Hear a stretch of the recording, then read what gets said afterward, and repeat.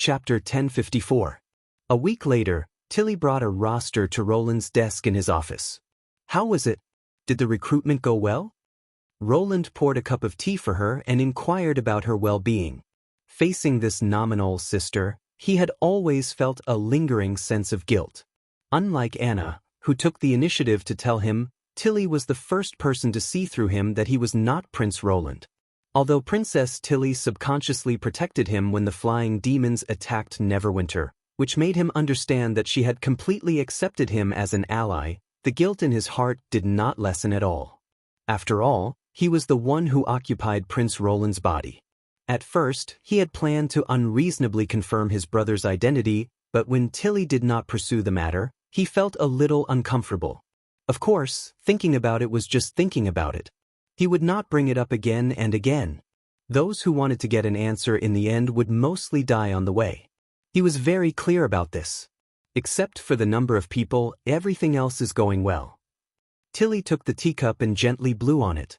We selected 124 people from the immigrants and 73 official residents, which adds up to less than 200. I'm afraid such a small number of people won't be of much help when fighting against the demons. It's always difficult at the beginning, Roland said as he opened the name list. Once we have a good example, we'll be able to attract more people in the second round of recruitment. By then, it won't just be a matter of Neverwinter. Although people had different visions, the yearning for the vast space was engraved in their bones. From the moment civilization sprouted, people began to look up at the starry sky. Whether it was imitating birds or using balloons, the exploration of the blue sky was not exclusive to the era of aircraft. The explorers of the Society of Wondrous Crafts were the best examples, so he was not worried about the attractive ability of the Air Force. The first thing he needed to do was to prepare a team that could fly. However, he knew that it was not easy to train a pilot. In an era when the flight control system was still immature, the most important thing for a pilot was talent. Acrophobia, anti-dizziness, body coordination, and other tests were only the most basic requirements. Things like spatial orientation, understanding of aircraft, and even nerve reaction speed all determined whether a person was suitable to be a pilot or not. The veterans of the First Army were very obedient and reliable. It was possible to select a small number of outstanding people to serve as corps officers, but it would be difficult to transfer them all to form the Air Force. This was also the reason why he expanded the screening to include the new migrants. One's level of culture and theory could be nurtured later on, but if one didn't have talent, then one didn't have it. Instead of forcing people to bite the bullet and ascend to the heavens, it was better to find more talented people. According to the statistics, more than 3,000 people signed up in a week, and after screening, only about 200 qualified. From the looks of it, it was a wise move to include temporary residents in the scope of consideration from the beginning. Flipping to the last page of the roster, Roland could not help but exclaim, "There are still 6 people who didn't pass the oath?" Because of their duplicity, they were taken away by Vader for interrogation, Nightingale replied. 2 of them are official residents of Neverwinter. Roland frowned. In theory, this was not something to make a fuss about. It was common for people to change their minds. They could go from being honest to being evil in the blink of an eye. He did not expect these people to stay the same forever.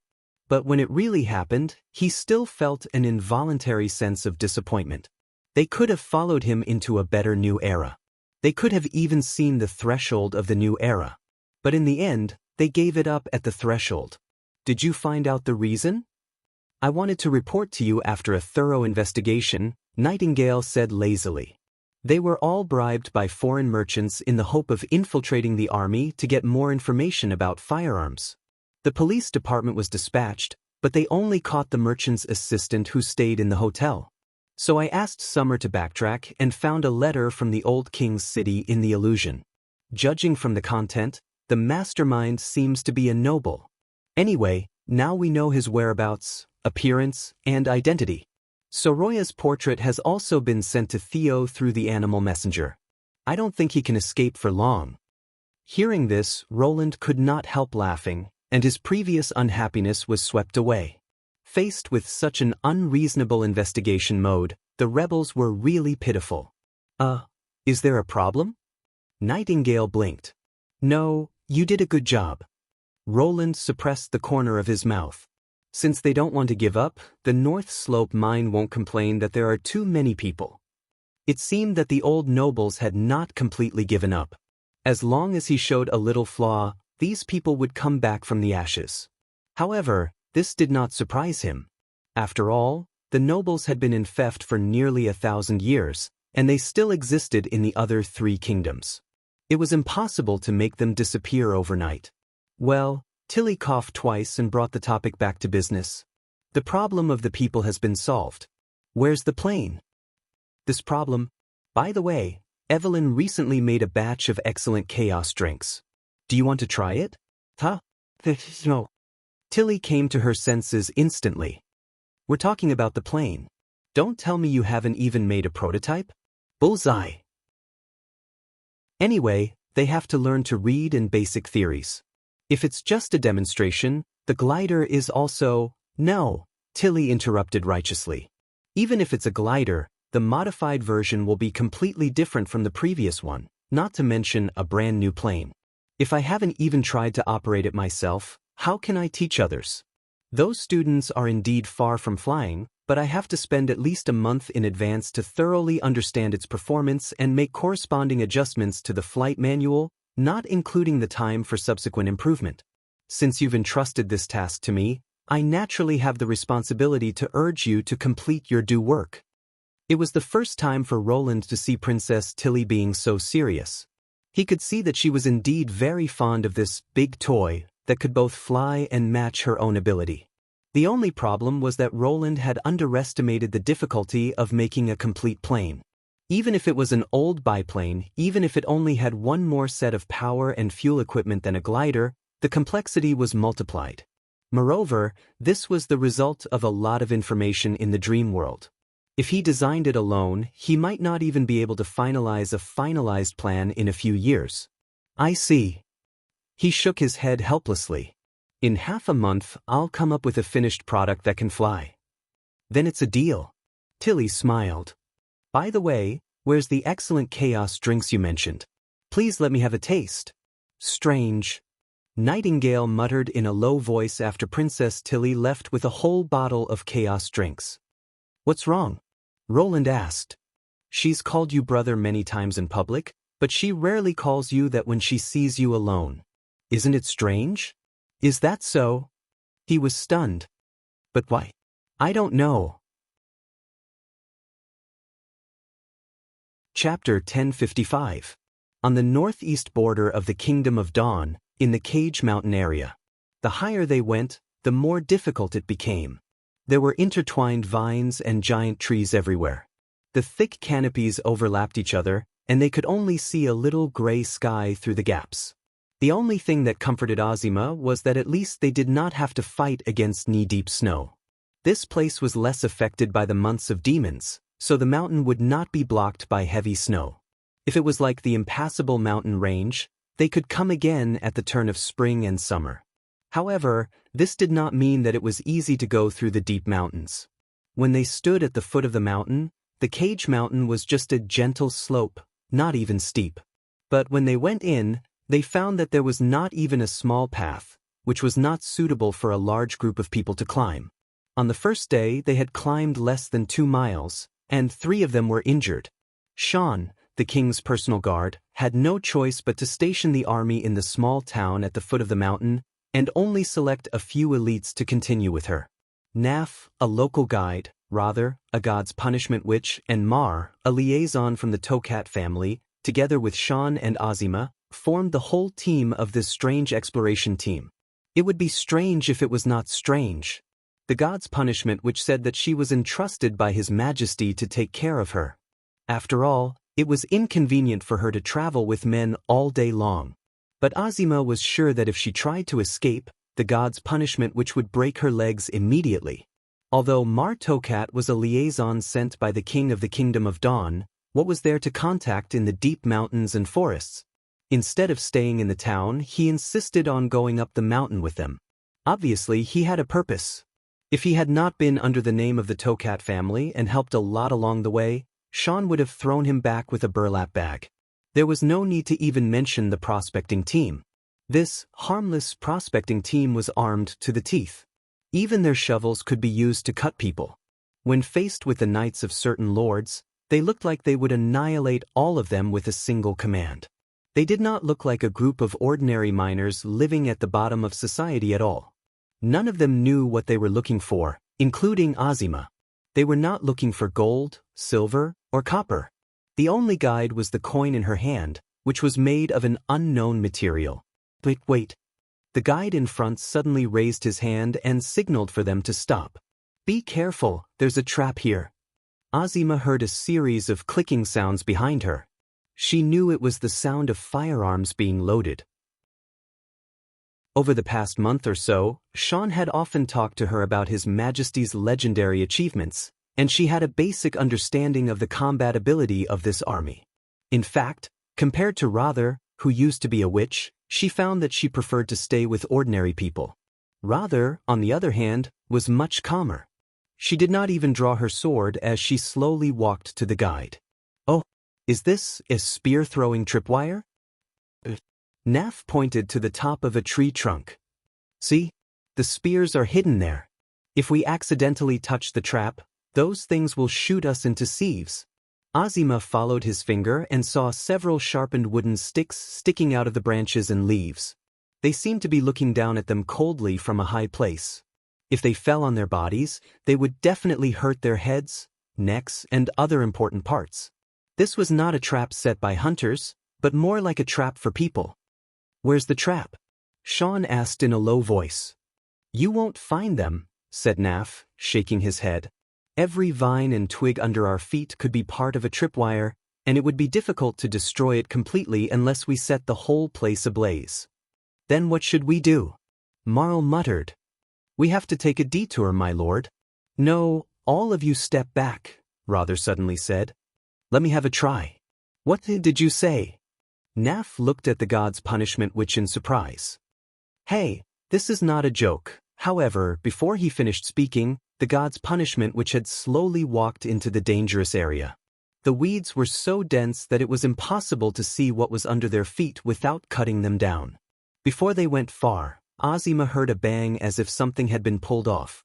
Then there was a rustling sound in the treetops, like the hissing of a viper. The rope, which was hidden somewhere, was suddenly pulled taut, and the wooden stick on top of the tree shot out in one breath. At the same time, Rother also pulled out her long sword. It's over.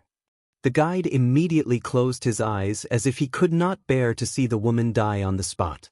However, Azima witnessed everything that happened next. The god's punishment which held the hilt of her sword with both hands and swatted the sticks back one by one as if she were swatting flies. Most of the sticks were smashed by the huge force, but she did it with ease as if it did not take much effort at all. When the noise subsided, the grass around her was in a mess. So the trap is solved. Rother sheathed her sword and shrugged to the others. Let's go. After realizing what had happened, Naf was so scared that he fell to the ground. I knew you were all very capable and extraordinary. No wonder you're the big shots from the king's city. After the guide recovered from the shock, he immediately changed his story. Especially this warrior, his swordsmanship can be described as superb. Cut the crap, Rother interrupted. You'd better explain why there are such traps in the mountain. Those wooden sticks and spears are hardly effective against wild beasts, aren't they? This was also the question that Azima wanted to ask. It's indeed used to deal with people, Naf replied honestly. The higher we go up the mountain, the more traps there are. Therefore, Cage Mountain has another name, Trap Mountain. These things were left by the previous lords with the sole purpose of guarding against the kingdom of Wolfheart. The kingdom of Wolfheart? Sean repeated. Yes, this mountain extends almost from the seaside to the old holy city. It's a natural boundary between the two kingdoms. Because the terrain of the Kingdom of Dawn is lower, it's like being trapped in a cage. That's how Cage Mountain got its name, Naf explained. But the problem lies in the shape of the mountain. You should have noticed when you were at the foot of the mountain. The south side of Cage Mountain is like a gentle slope. It looks very high, but it's very easy to walk down. As a result, bandits, hunters, and refugees from neighboring countries often invade the border territory of the Kingdom of Dawn through Cage Mountain. At first, they just plunder resources in the mountain. Later, they simply ran into the villages to steal and rob, which made the people panic. The Lord also had a headache, so he simply thought of a way to solve the problem once and for all, which was to give up Cage Mountain. I see. Marl Tokat suddenly understood. Such a thing actually happened on the border. The Lord naturally didn't want to attract the king's attention, Naf continued. Besides, we're not like the poor people on the other side. They can't live without the mountain. We just need to change our way of living. After the mountain was sealed, the Lord sent people to plant fast-growing weeds and vines in it and set a lot of traps. This custom has been passed down from generation to generation, and Cage Mountain has become what it is today. So you turned it into a real cage. Although it blocked the other side, it also imprisoned you, Azima thought. If it were His Majesty Roland Wimbledon, he would definitely not choose to do this. Roland always looked into the distance. Even when he was giving her the task, he never focused on her. No, why should I think of him at this time? Azima shook her head repeatedly. His Majesty is just the employer. I should finish the task quickly and try to return to Doris and the others as soon as possible.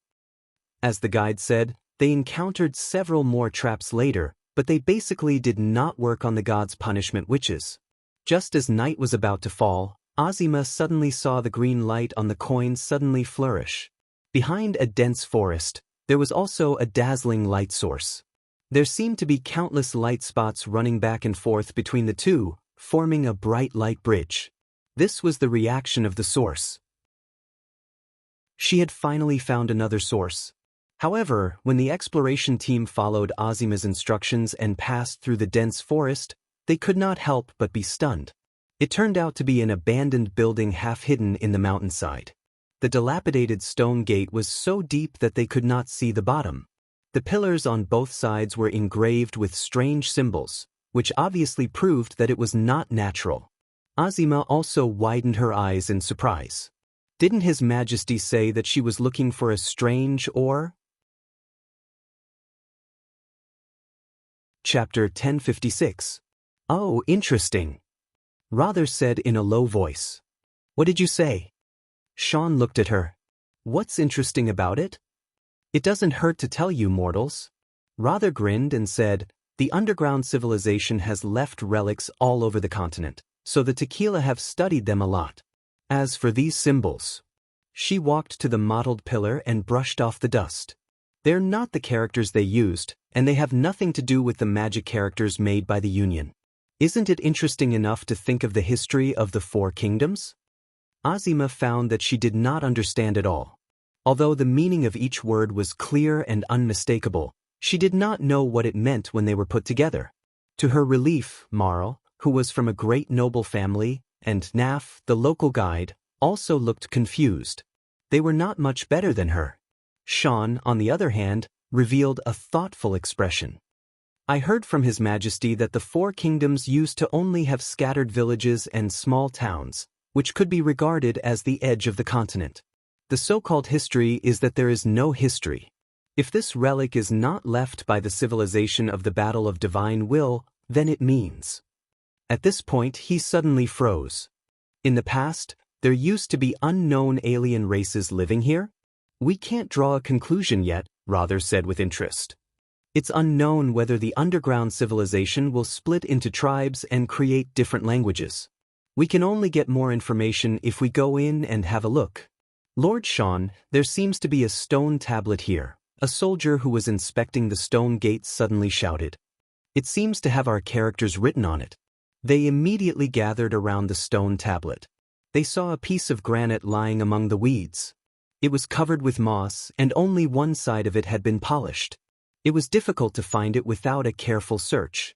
It took the soldier a long time to clean it up, and the carved words were revealed to them. The land cursed by the gods. Do not enter. You will die. After reading the warning clearly, Knave could not help but gasp in shock. Is this the legendary Temple of the Cursed? He stammered as he took 2 steps back. Sean and the God's Punishment which looked at each other and asked, "Do you know its origin?" "I've only heard about it from others.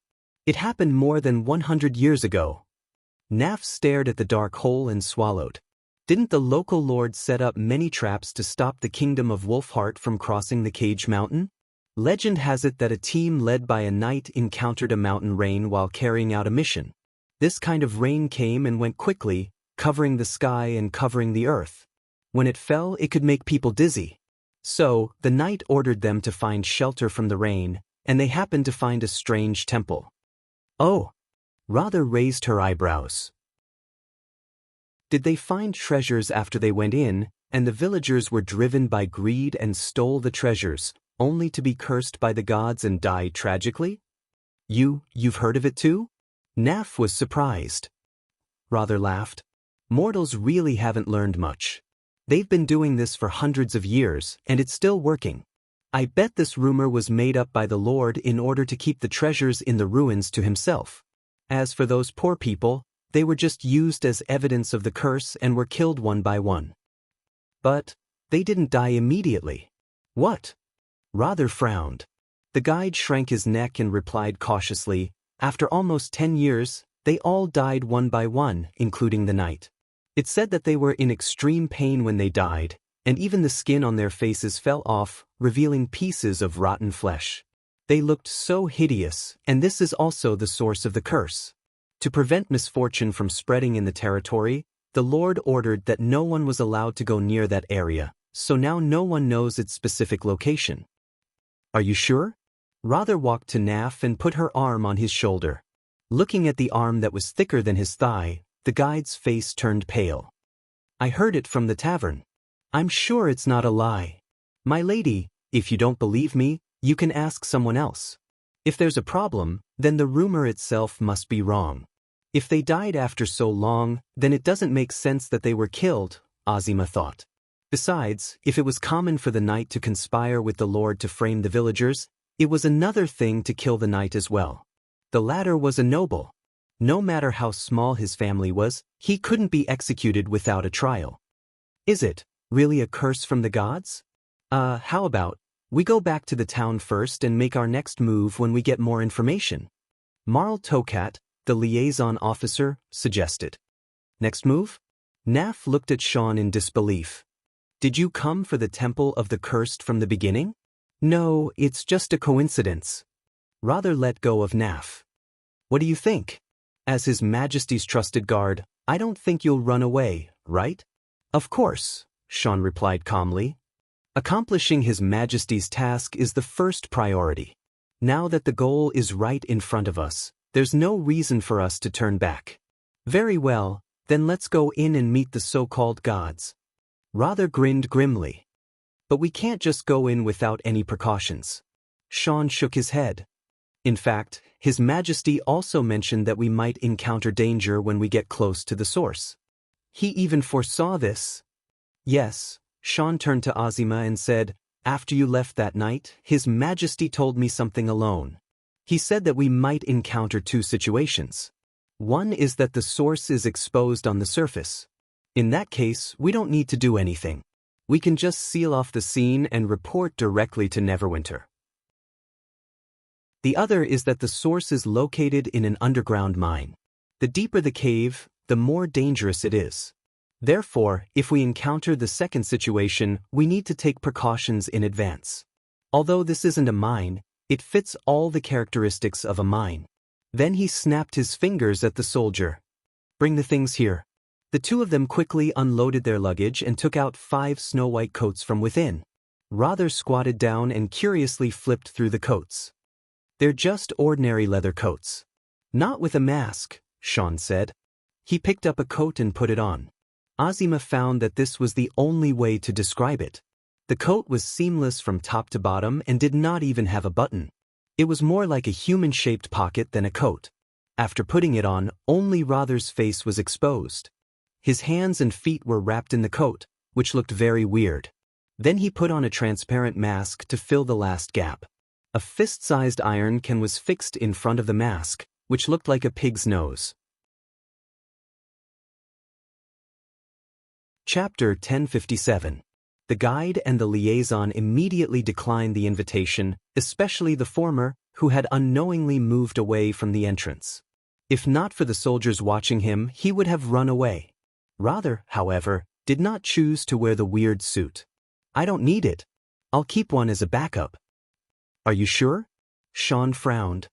The scourge's resistance and self-healing ability are much stronger than that of ordinary people. Common demonic plagues and poisons don't work on us. I don't think a disease that can take a mortal 10 years to live can threaten the god's punishment body, which is the most common thing in the ruins. She shrugged and said, on the contrary, this kind of jumpsuit will make it difficult for me to move and lower my perception. Wearing it in an unknown place will undoubtedly tie my hands and feet. Besides, if we are really in a dilemma, having a spare set of clothes will make it easier for the people outside to come to our rescue, although the chances of that happening are very small. This was a very good reason. The gods' punishment witches could only perceive the environment with their sight and hearing, so they were very dependent on them. After hundreds of years of training, they could even judge the moisture and flexibility of the soil by the sound of their footsteps. Azima had already seen this on the way here. Because of this, a protective suit that only slightly covered the ears and eyes of an ordinary person would probably have a much more serious impact on the gods' punishment witches. But what if it really is a curse from the gods? Azima asked worriedly. Rather smiled, just like before, with the corners of her mouth curling into a ferocious smile. Let's not talk about whether a leather suit can resist the gods. If it really is a curse, let it come at me. I'd like to see what the gods can curse us with when millions of tequila people are buried on the fertile plains. I see. Sean nodded after a moment of silence. Let's go. Azima took a deep breath and followed the guard into the stone door. The inside of the ruins was not as wet as they had imagined. Sand seeped in from the entrance and occupied most of the space in the passage. At first, they had to bend their bodies to move forward, but as they went deeper, the passage gradually became wider. Although they were still descending, the slope had become much gentler. Under the illumination of the torch, he could see that the stone walls on both sides were severely damaged. Tree roots and plant vines had pried open the layers of brick cracks and extended in from the outside, blocking the passage in disorder.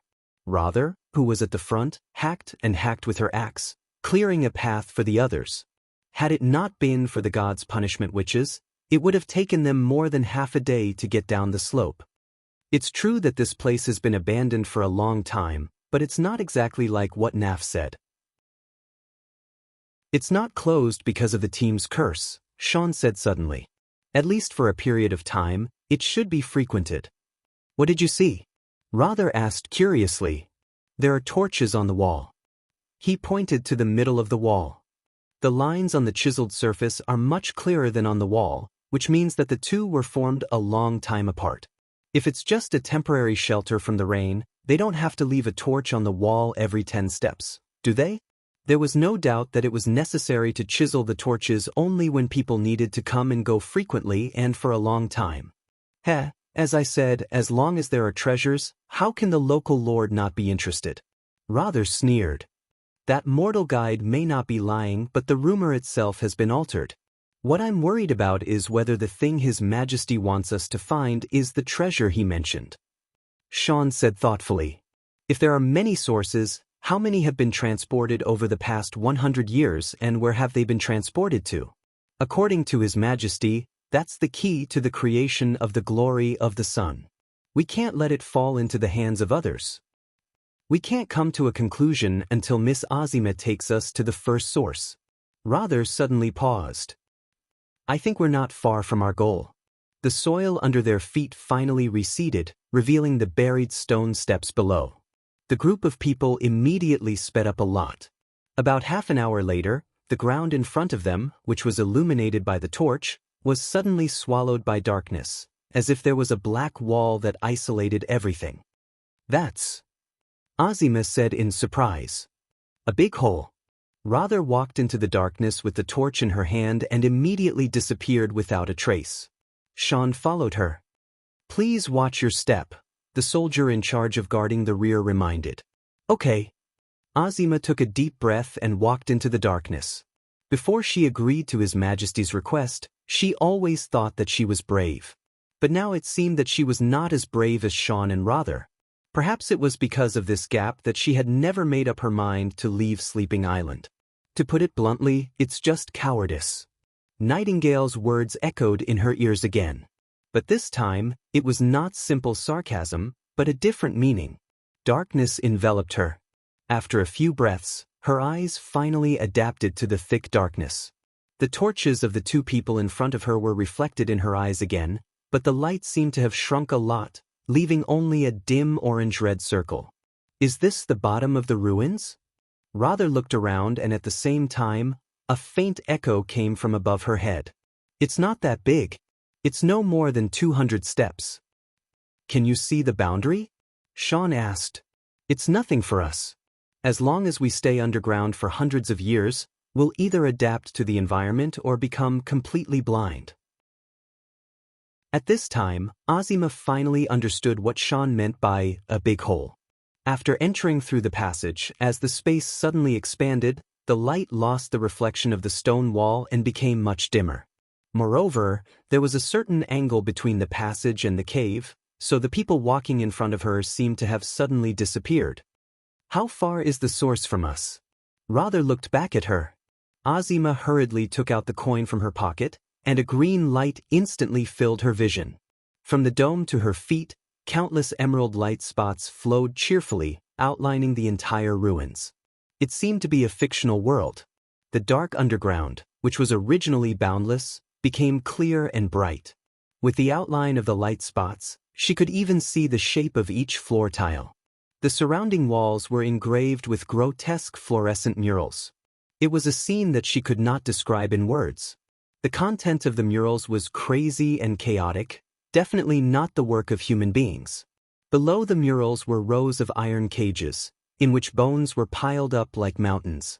She wondered how many lives had been imprisoned here and then died in despair. About 100 steps away from them, the ground caved in and formed a huge pit.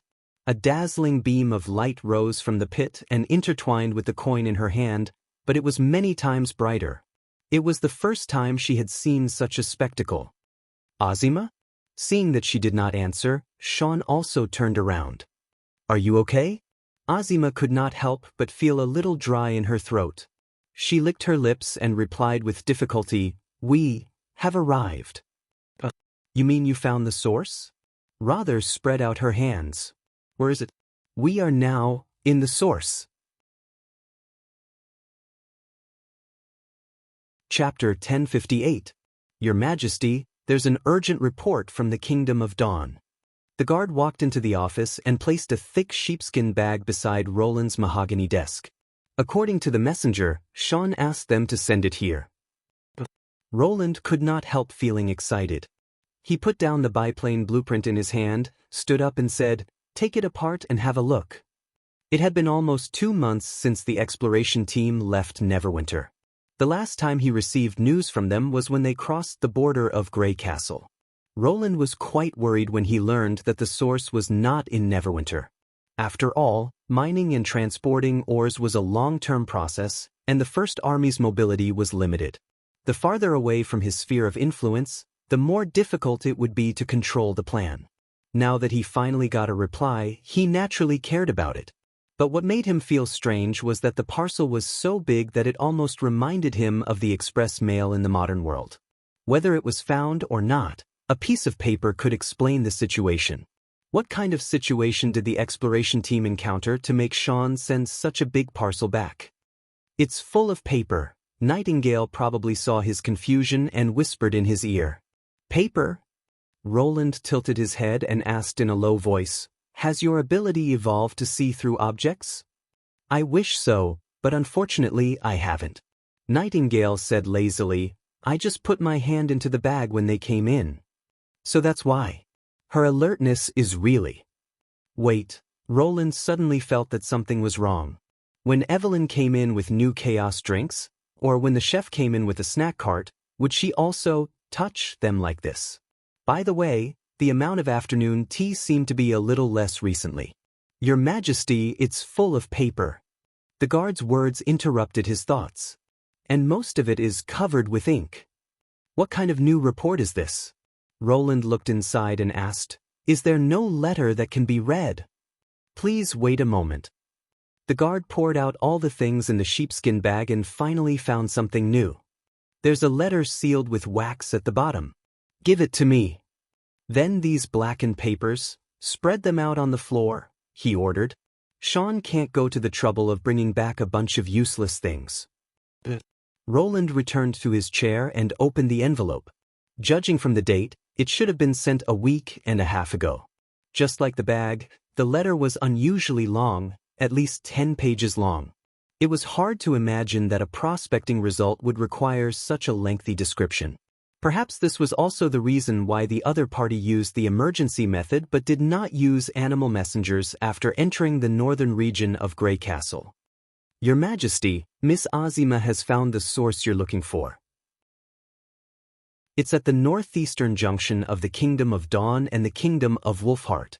The locals call it the Cage Mountain. Sean's first words put Roland at ease. Fortunately, this trip was not in vain. The mine was still in the Kingdom of Dawn, which meant that he could control the entire mining process through the Quinn family. Although it would cost him a lot more, it was better than being restricted by the Kingdom of Wolfheart and the Kingdom of Everwinter. Moreover, Sean's wording was not complicated, which made Roland even more curious about the contents of the letter. But the source is not in the mine, but in a very ancient ruin. What's more incredible is that it doesn't belong to the underground civilization, nor does it have anything to do with the tequila fugitives. We once suspected that it might be the work of the undersea demons, but Miss Witch's discovery has denied this speculation. Your Majesty, this is definitely a ruin left by a race that we don't know about. Roland's brows immediately furrowed. An unknown new alien race had appeared in the Four Great Kingdoms? This was information that even the Witch Union had not mentioned. Although this territory was barren and backward in the past, it did not mean that they would ignore their own territory. If there were foreign activities, it was unlikely that they could escape the witch's detection. In other words, if Sean's conclusion was correct, they probably existed even earlier than the underground civilization. The key question was, why would this race be so interested in uranium or?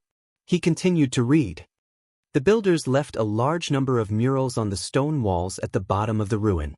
The various monsters shown in the murals do not match the images of the foreign races that we know.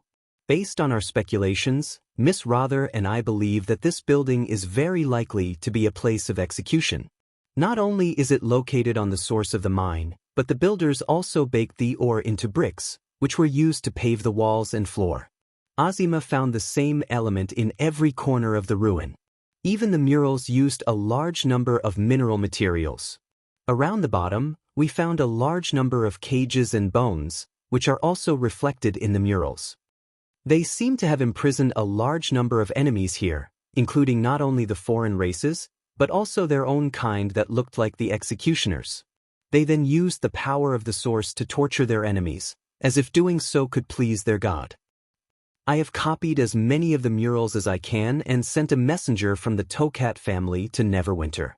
However, due to the limited number of protective suits and the large size of the murals, the progress is relatively slow. The murals you see are only a part of it. It is estimated that it will take another 1 to 2 months to complete. In addition, I am very worried about Miss Rother. She went underground without a protective suit. I do not know if she will encounter the danger you mentioned. The local people had discovered the ruin earlier, but in the process of plundering, they contracted a strange disease. Many people died, so it is also known as the Temple of the Cursed. Moreover, judging from the purpose of the ruin's execution, this kind of danger should exist. Oh no, Roland could not help but whisper when he read this. What's wrong? Nightingale asked in the mist. Even if the gods' punishment witches are cursed, they can solve all the problems by changing their bodies. There is no need to worry about them, right? I am not worried about the gods' punishment witches, but Sean and Azima. He shook his head with a grave expression. According to the plan, they should not have stayed in the mining area for so long. Whether it was uranium or highly enriched uranium, the decay radiation was mainly alpha particles, which were difficult to penetrate the skin and cause harm to the human body.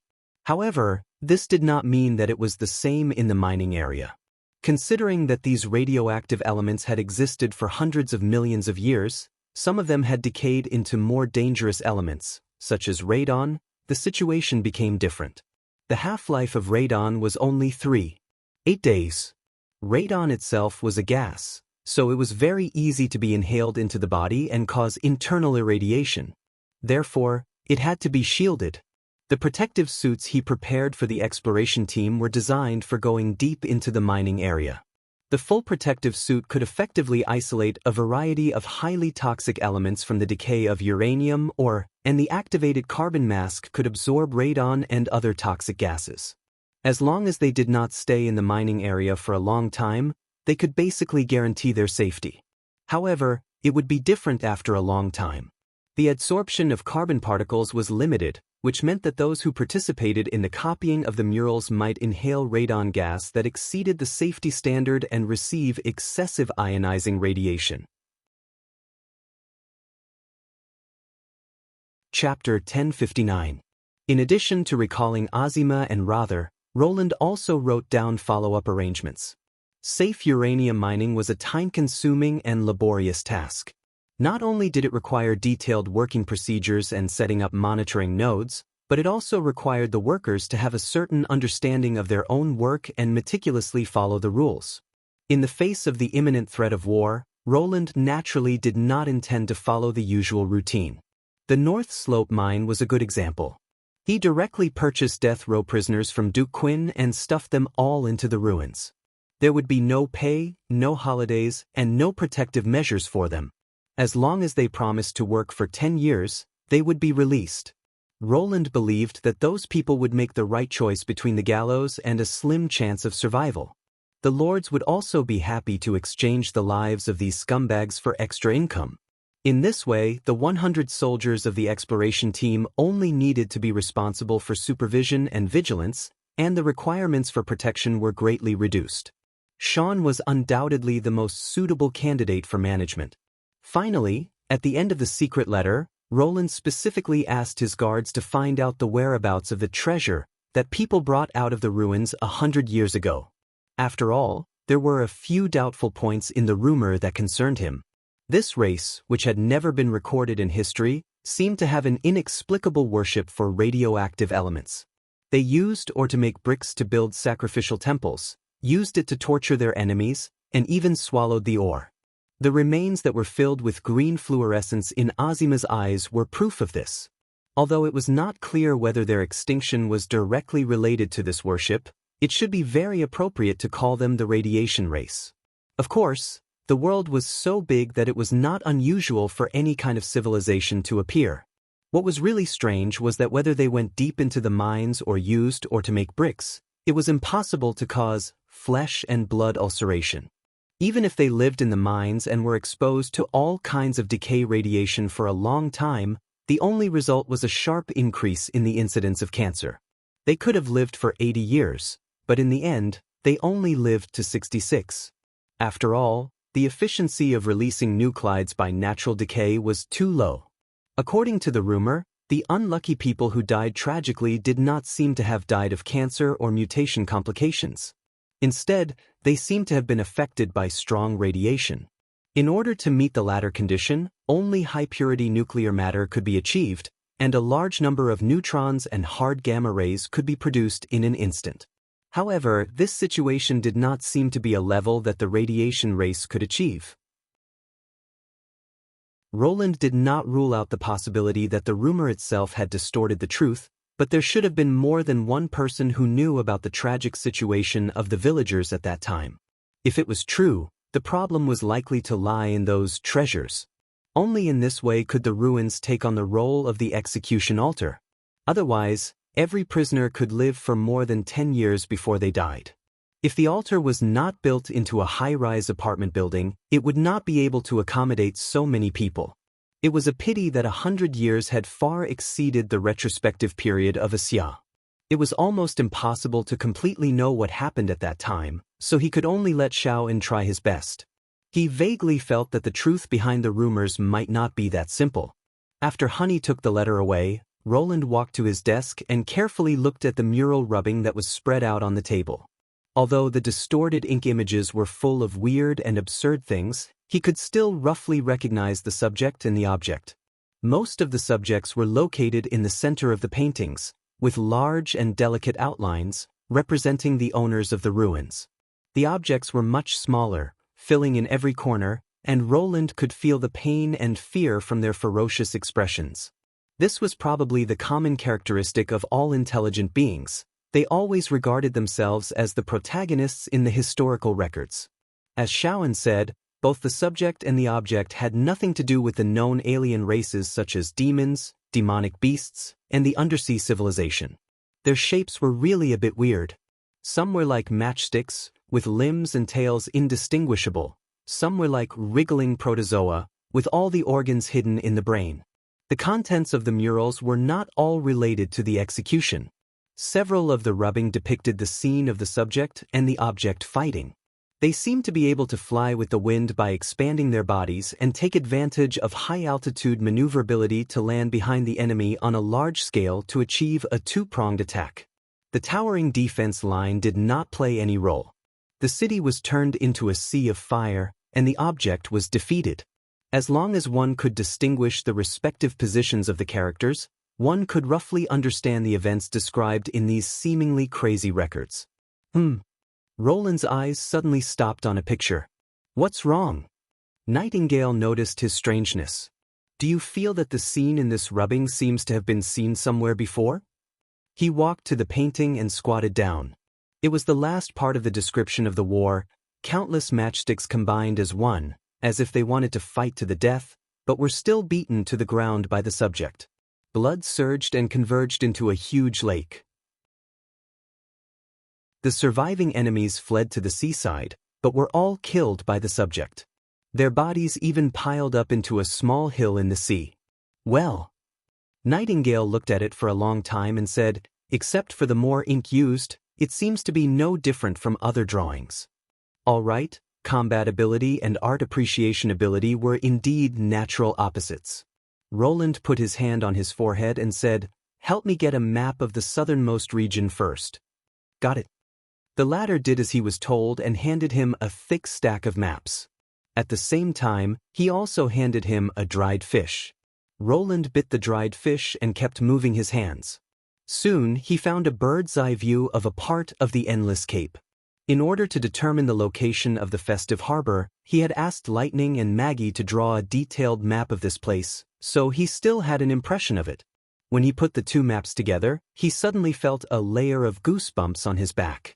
His body felt like it was electrified, and even his fingertips were numb.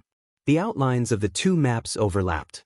Although there were some differences in the details, the direction of the boundary between the mainland and the swirling sea was basically the same. The similarity was more than 80%. Could it be a coincidence? The place on this map is the southernmost region? Nightingale also noticed something was wrong. Isn't that the settlement of the Sand Nation? Roland did not answer, but quickly glanced at the rest of the pictures. When he saw the second-to-last picture, all the blood in his body seemed to have frozen.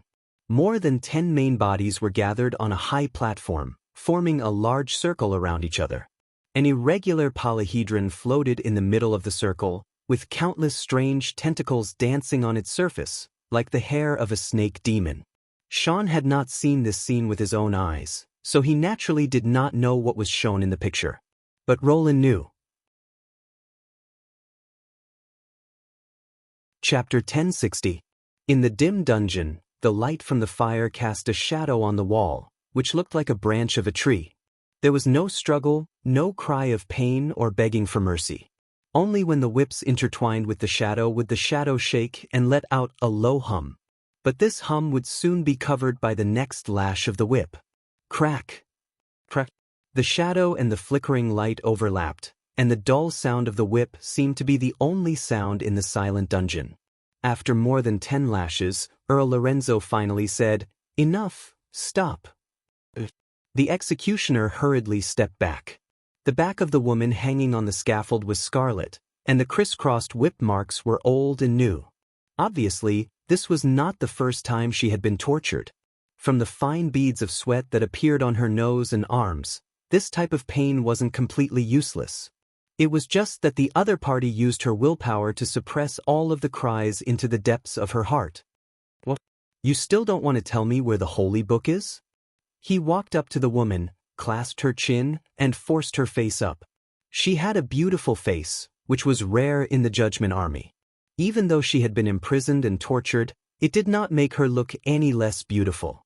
In other words, under the flickering light of the fire, her sweaty skin and flickering eyes added a touch of strangeness to it. The church is finished. Farina, how long do you want to go against me? Even if you don't think about yourself, you should think about your companions who were captured. These damn stray dogs, Lorenzo thought bitterly. The kingdom of Wolfheart is so big, but why do they have to go against Archduke Island? Wasn't it clear enough that I executed those messengers? With a team of Scourge, as long as they did not provoke Grey Castle, they could live a free and unfettered life anywhere they wanted. How dare they try to murder me? If he hadn't been careful and asked for a few more people from His Highness Maine, his head would have been hung on the city wall by now. Thinking of this, his missing left ear began to hurt again. That day when the gods' punishment army of the two sides was fighting, the sword that almost cut off his neck was cut by Farina. Fortunately, she was almost exhausted at that time and her sword was interrupted by her subordinates. In the end, she only managed to cut off half of his ear. It would have been fine if they had only suffered minor injuries, but what made Lorenzo even angrier was that out of the 20 or so Scourge that he had managed to save, only 2 or 3 of them were still able to move. The rest had either been killed in battle or were missing limbs. It was almost impossible for them to fight again. This was his capital to occupy Archduke Island. The nobles in the kingdom of Wolfheart did not seek revenge on him, not because he had changed his identity from a bishop to a noble, but because of his limited strength. They did not dare to act rashly in front of Scourge. If this news were to be leaked, it would be difficult for him to sit on his seat as an earl. Lorenzo wanted nothing more than to hack him into 1,000 pieces to vent his anger. But he couldn't do that before knowing the whereabouts of the Holy Scripture. I don't know whether the church is finished or not, but I'm sure you're finished. Earl Lorenzo, no, I should call you a traitor. After a long while, Farina said in a low voice, "It's my fault that you didn't have enough Scourge. But you don't have many left, do you? Otherwise, you wouldn't be so eager to ask where the Holy Scripture is. You want to know the secret of the Pope's inheritance, the method to create the God's punishment army to protect your poor position." Slap. A crisp slap interrupted her sarcasm. "Since you know what I want, you'd better tell me honestly," Lorenzo said, gnashing his teeth. "I'll ask you again, where is the Holy Scripture?" A trace of blood trickled from the corner of Farina's mouth. "I don't know, that's a pity." The earl looked at the executioner. "Cut off a leg for me. I don't care who it is. I want this bitch's companion to stop acting." Although Farina was very weak, her tone was full of sarcasm. "Do you remember the finger you sent me last time? My blood was frozen and changed color. Do you still want to threaten me with it? It seems that the life of the bishop is so comfortable that you've forgotten the difference between a living person and a dead person. It was cut off from a corpse, right? You've killed them long ago, traitor." Lorenzo's face darkened. "And I'm not even the acting pope. How could I know the Holy Scripture? Maybe His Excellency Tucker Thor knows, but he never mentioned it to me. So no one in this world knows how to train the God's punishment army anymore." "You're lying," Lorenzo said with a livid face. "Didn't Tucker Thor ask you to come to the kingdom of Wolfheart to rebuild the church and avenge Hermes? Without the Holy Scripture, how could the church fight against Grey Castle?" "Ta." Farina laughed out loud. "Even with the God's punishment army, we can't fight against Grey Castle. His Excellency the acting pope just wanted to save everyone's lives and let the rest of the people live in peace." "Ridiculous. Do you think I'll believe you?" The earl growled. "If you want to live in peace, why did you attack Archduke Island? It's all for the money, food, armor, and weapons here. Tucker gave you Scourge, but you said he just wanted you to live well? That's ridiculous. You can't do anything if you don't believe me. It's the truth, Farina said indifferently. I also want to tell you one thing. If you didn't kill those messengers at the beginning but refused them nicely, we would still have to go to Archduke Island. But you just had to make the worst choice. You should know that what I hate the most are two-faced traitors. You betrayed His Holiness O'Brien's trust, and you don't deserve the rest of your life that His Holiness Tucker Thor sacrificed himself for, she said firmly. It's a pity that I couldn't kill you with my own hands, but sooner or later, the nobles in the kingdom of Wolfheart will find out that you're bluffing. Even if you take off the coat of the Holy City, you'll never become one of them. You're just a traitor, and your doomsday is not far away. Lorenzo took a deep breath and tried to calm his anger. You're provoking me because you want me to kill you to prevent the news of the Holy Scripture from leaking, right? Don't worry, I won't be fooled so easily. You know, not only are the resources accumulated during the raid in the kingdom of Wolfheart stored here, but also a lot of instruments of torture used to interrogate witches. I wonder how much better you are compared to those fallen witches. He glanced at Farina's bare feet in the air. I think I'll start with your toenails. When I pull them off piece by piece, I hope you can still insist on your previous answer. After returning to the castle hall, the Earl could no longer hold back his anger. He swept the tea set on the table to the ground. Damn it, damn it, damn it, damn Farina. Although Lorenzo appeared to be very confident, he did not know how long Farina, who came from the Judgment Army, could last. These tin cans were usually impervious to everything, so it would not be easy to pry her mouth open. The Archduke Island could not suddenly close the sea routes and ban trade, which would only arouse the suspicion of other forces. If they maintained the status quo, those merchants would be the nobles' best informants. Lorenzo urgently needed a force that could fill the gap in the God's punishment army before everything went too far. However, the key clue was in the hands of a person who could not wait to get rid of him. How hateful! Just then, one of his stewards came in and said, "Sir, I've heard an interesting piece of news recently." "No, I'm not in the mood." Lorenzo interrupted rudely. The steward glanced at the broken utensils on the ground and said patiently, "It may be helpful to your current trouble." What? Lorenzo looked up abruptly. "Tell me about it." Since he became the Earl and took the Archduke Island as his territory, his followers had also become members of the family. This steward named Hagrid was one of his trusted followers and had once served as the executive priest. He did have some ideas. The border of the Kingdom of Dawn seems to be restless recently. It seems that they're planning to march into the depths of the Cage Mountain again. What does that have to do with us? Lorenzo frowned. No matter which lord occupies the Cage Mountain, the Archduke Island will not benefit from it. Chapter 1061. The King of Grey Castle. Lorenzo shuddered involuntarily. The man, who had risen from an unknown lord of the border to the ruler of Grey Castle in just a few years, was well known in the church. No intelligence could explain how he had risen so quickly. Even the holy city of Hermes, which was about to unify the continent, had been defeated by him. Lorenzo could make such a quick decision to sever all ties with the church mainly because of Roland Wimbledon. In his eyes, the church and Grey Castle had become mortal enemies. If he still called himself a bishop, he could be destroyed at any time. If he did not take off his bishop's robe now, when would he? However, Roland had just ascended to the throne, so his attention should be on his own territory. Now that he had suddenly intervened in the border between the Kingdom of Dawn and the Kingdom of Wolfheart and made it known to everyone, his purpose was very suspicious. "Are you sure?" The Earl looked at Hagrid. "Tell me the details." "There's no problem with the credibility of this news. It has been verified by many parties," Hagrid said confidently. "First of all, the troops stationed at the foot of Cage Mountain are from Grey Castle. Their clothes and outfits are exactly the same, which is undoubtedly the style of that strange army. Second, all the condemned prisoners in the Kingdom of Dawn have been summoned. Not only are they gathering in Cage Mountain, but they are also serving the King of Grey Castle. Cage Mountain, Condemned prisoners. Lorenzo paced back and forth. Suddenly his eyes flashed. Is he here for that thing? Very likely, my lord, Hagrid replied with a nod. No. I should say it must be so. But how does he know about this? It's not surprising that he knows.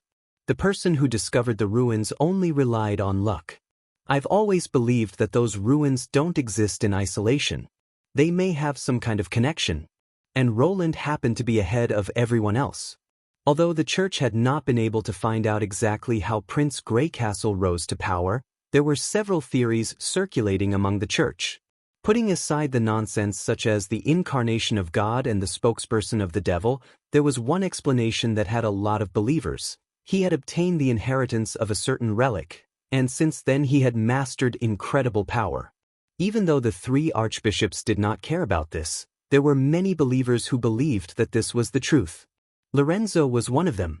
Otherwise, what right did the other party have to be above the holy city? When it came to Cage Mountain, the most unbelievable relic was none other than the Cursed Temple. In the past, the god's punishment army had swept through the entire kingdom of Wolfshart with the momentum of thunder. The nobles of the kingdom of Wolfshart either died in battle or surrendered. Even the Queen of Clearwater and the King of Wolfshart had not been able to stop the attack of the church. As the former bishop of Archduke Island, he participated in most of the logistics and mopping up work, sending the looted goods to the front lines or storing them. During a plundering operation in Precipice Ridge, he happened to learn about this legend from 100 years ago. It was said that a group of villagers had stolen a batch of treasures from the Cursed Temple in Cage Mountain. Then they died one after another, and the treasures fell into the hands of the local nobles. The ancestor of the Earl of Precipice Ridge was very interested in this. He believed that it was not the curse that had caused all this, but the treasures that had been stolen. Therefore, after spending a lot of effort, he bought some of the treasures from the Kingdom of Dawn. After some research, and at the cost of more than 10 lives, the old Earl had indeed found a different artifact. It looked ordinary, but it could produce a fatal light. The effect was very similar to a curse, and it could be called a weapon that could kill people without leaving a trace. However, after a few attempts, it no longer responded as if it had used up all its energy and became a dead object. Although the old Earl had sent people to the border many times to search, and even took the risk of entering the temple himself, he had never found a way to restore it. Therefore, he wrote this story in his family history, hoping that his descendants could find the answer. The strange artifact was also kept as a family heirloom until more than 100 years later, when the church conquered Precipice Ridge, and it changed owners again. At that time, although this artifact had aroused Lorenzo's interest, it was also true that the family history mentioned that it no longer responded. After fiddling with it for a long time without any results, he packed up the treasures and threw them into the warehouse, planning to wait for the holy city to collect them. After all, not everything recorded in the family history was true. There were many noble families that boasted about their long bloodlines and amazing wealth. If they believed all of them, the church would not have been able to wipe out the kingdom of Wolfheart and the kingdom of Everwinter so easily. However, after the fiasco in Coldwind Ridge, the good situation of the church took a turn for the worse. No one cared about the seized treasures, and Lorenzo had forgotten about it.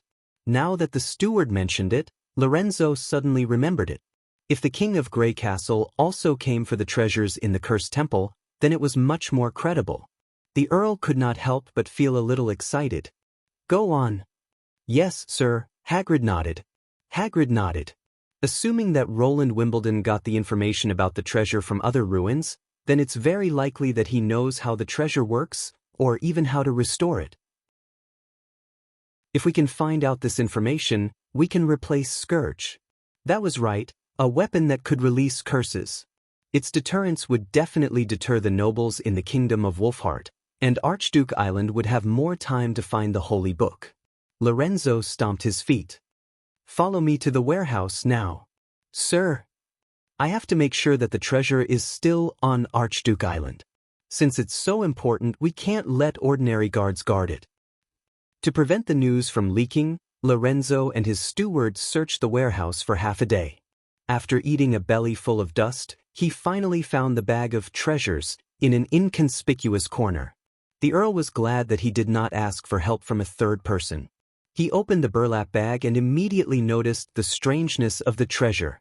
Compared to the luminous pearls and exquisite statues that were also looted from the ruins, the treasure was as plain as a stone. It had a square outline, was no more than a palm wide, and had a very rough surface. Even granite, which had been polished twice, was smoother and more beautiful than it. If it were not for the sapphire pattern inlaid on it, no one would have been willing to bring it back. The Earl of Cliff Ridge had indeed mentioned in his letter that it cost the least of all the treasures to buy. But now, a square pattern on the stone was slowly flashing, and a soft blue light flowed from one end to the other, as if it was pointing the way. The two of them looked at each other and revealed expressions of ecstasy at the same time. The stone, which had not reacted for nearly 100 years, had actually changed, and Roland's men had appeared in the Temple of the Cursed. It was unbelievable that these two events had nothing to do with each other. If what they had just said was just speculation, after seeing this scene, the possibility had become very high. Roland had indeed found a way to restore it. "You have to go to the Cage Mountain," Lorenzo said as he carefully held the stone in his arms. "I don't trust anyone but you. You can have as much money as you want, as long as you can find out how to use the treasure." "I understand, sir," Hagrid replied with a hand on his chest. Chapter 1062. In a tavern on the dock of Archduke Island. Joe fidgeted with the glass in his hand and looked at the entrance from time to time. He had never felt that time was so hard to bear. Regret, fear, pain, and confusion emerged in his heart, but he could do nothing but continue to wait. It was only when a hooded man walked into the tavern and sat down beside Joe that he heaved a sigh of relief, but what followed was even greater anxiety and uneasiness. "How is she now?" Joe stared at the man's lips, afraid to see the worst answer. "Still alive." The man's answer made him feel at ease. "But Lady Farina is not doing well." The man took off his hood and said worriedly, "The bishop seems to want something from her. He tortures her every day. Sometimes I can hear her scream in the hall. Sooner or later, she won't be able to stand it." This was all expected, Joe repeatedly told himself. Since they failed to attack the castle, all the people who were still alive would inevitably suffer cruel revenge, and Farina, as the leader, would not be an exception. Moreover, the traitor hoped to get the whereabouts of the Holy Book from her, so he would naturally use all means to force her to talk. As long as she is alive. Although he said this in his heart, his fingers deeply clenched into his palm. He even dared not think about what would happen if he could not save Farina. Perhaps, even death would be an extravagant hope. Damn it. Joe thought regretfully. Why did I promise her? Why did I have to attract the enemy's attention so that the God's punishment army could break through from the side? Why did I have to retreat when the battle is unfavorable? I would rather die with everyone in the castle, so that at least I could be with His Holiness until the last moment of my life. Your Excellency. The man hesitated for a moment. Do you know what the bishop wants? If you do, you might as well give it to him. At least Lady Farina won't. He is not the bishop, he is a traitor. Joe clenched his teeth. What he covets is not in my hands. It has already fallen along with the Cathedral of Hermes. At the mention of Hermes, the man's face showed obvious sadness. May the gods bless us, he murmured. How ironic, Charles thought. When the old and new holy cities were still in existence, he was already one of the best among the younger generation of the Judgment Army. The people who came and went were all outstanding people in the army. They did not care about ordinary believers. Now that things had come to this, the bishop had betrayed him, and the priest had betrayed him, the only person he could rely on was an ordinary follower. Furthermore, his feelings for the church were even deeper than many of the higher-ups. If not, he would not have taken the initiative to look for him when he was on the verge of collapse. He was dissatisfied with Lorenzo's decision to abandon his identity as a bishop and call himself the Count of the Archduke Island. However, he did not dare to oppose Lorenzo because of his lowly status. On the night of the battle, he happened to catch a glimpse of the attacker's face. After that, he wandered around the castle and paid more attention to him. That was how they met. Joe did not even have to worry that it was a trap set up by Lorenzo. He had nothing left, and it was not worth his time to deal with it. If this man had been sent by a traitor, after several contacts, he would have already seen that he had no value and chosen to get rid of him. Unfortunately, this man was an ordinary believer in the past, and now he was just a low-level servant. He could do nothing but provide limited information to Joe. "I have to go back." After a long silence, the man put on his hood. "If I leave the castle for too long, the steward will be suspicious. The next opportunity to come out is in 3 days. Shall we still meet here?" Joe recovered from his trance. "Let's meet here. If there's any change, I'll have someone send a message to you." "I see." He paused for a moment. "Sir, please cheer up. If anyone can save Lady Farina, it's you." "Me? I can't do anything." His mind was filled with darkness. There was no turning point or hope. No matter how he prayed to the gods, there was no response. Joe nodded his head numbly. By the way, the man took 2 steps forward and turned around again. "Something happened in the castle recently. One of the bishop's trusted followers, Priest Hagrid, led a group of people to the southwest. I heard from the coachman that they want to cross the border of Cage Mountain. I think this information might be helpful to you." Perhaps it was too obvious that his words were meant to comfort Joe, and his voice became softer as he spoke. Indeed, it was normal for the Lord to send people to other territories. Even if Cage Mountain's location was a little special, it had nothing to do with Archduke Island. As long as Lorenzo did not take Scourge with him, breaking into the dungeon to rescue Farina was no different from a fool's dream. "Yes, thank you." "Don't mention it, sir." He put his hand on his chest and bowed slightly. "That's all I can do for you." Cage Mountain? Joe had heard this term a lot recently. He poured the ale in his cup into his mouth and let the bitterness fill his mouth. But the next moment, he suddenly froze on the spot. "Wait, Cage Mountain?" Like a bolt of lightning cutting through the darkness, an idea suddenly emerged in Joe's mind. A possible turning point. Returning to his temporary house outside the city, Joe's eyes fell on a black book on the table. It was the will left by the last acting Pope, Tucker Thor, before he jumped off the city wall. It was not the holy book that recorded the inheritance of the church, the method of creating the God's punishment army, but the entrustment of a dying predecessor. In the book, he told the story of human beings and demons, and the origin of the battle of divine will. This shocking secret stunned everyone, and they suddenly understood why Tucker wanted them to evacuate Hermes. Everything was over. She put down the burden and lived the rest of her life in peace. Perhaps it was because of this self-sacrifice that Farina did not want to see the church disappear. Joe knew clearly that apart from her feelings for Hermes, she still had a lingering long-cherished wish to see Roland Wimbledon and his kingdom of Grey Castle fall into hell before the church. But now, a turning point had appeared in the hands of the king who had destroyed the church. Joe did not expect Grey Castle to help. It was almost impossible for those people to save the remnants of the church. Only by directing the spearhead to the traitors of Archduke Island could he have a chance. The news of Grey Castle's sudden appearance in the Cage Mountain area did not attract his attention. There was too much noise in the tavern, and the church would no longer have anything to do with Grey Castle. Until the believer's words suddenly enlightened him. Lorenzo used to be responsible for collecting looted goods from all over the kingdom of Wolfheart, and the legendary treasure in the Cage Mountain was not a secret. At that time, it was reported as a special seizure. As for whether it had been transported to Hermes, Joe did not know, but it did not matter at all. What mattered was whether the king of Grey Castle was also looking for the same thing. The nobles in the kingdom of Wolfheart would be afraid, but Roland would not. No one could resist the attack of that terrible army.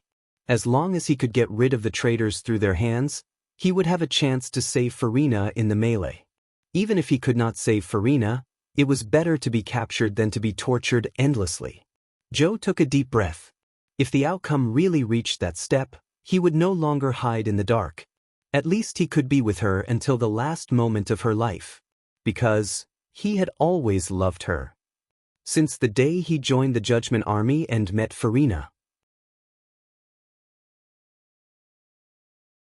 Chapter 1063.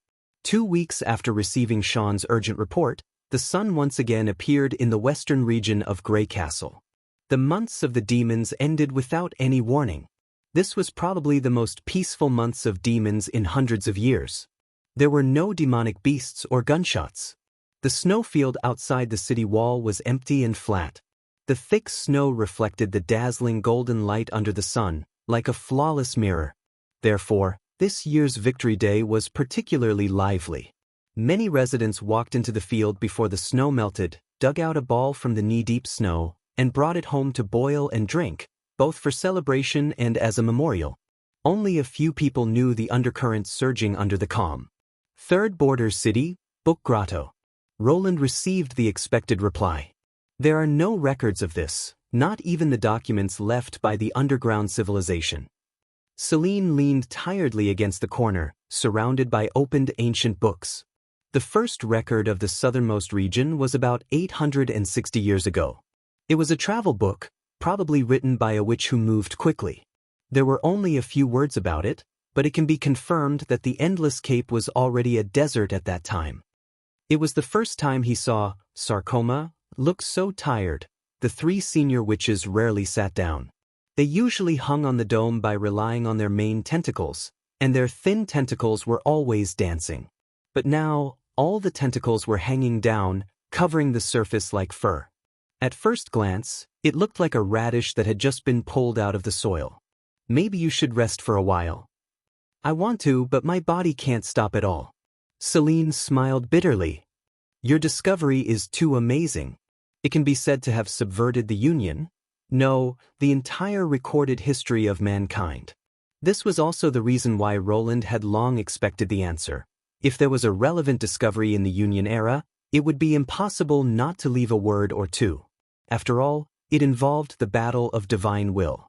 Even if it needed to be kept secret, at least the entire senior management should know about it. The race in the murals might be older than he thought. 860 years was only a clear record of evidence, but it did not mean that the southernmost region was full of vitality before that. In this way, the myth of the 3 gods emissary and the Millennium War circulated among the Maujin people was more credible. At that time, the first battle of divine will had not yet begun. Your Majesty, I'm not afraid that you'll laugh at me. She sighed. We've obviously taken a big step forward in our understanding, but why do I feel so confused? It was as if he had lost something. This is all normal, Roland comforted her.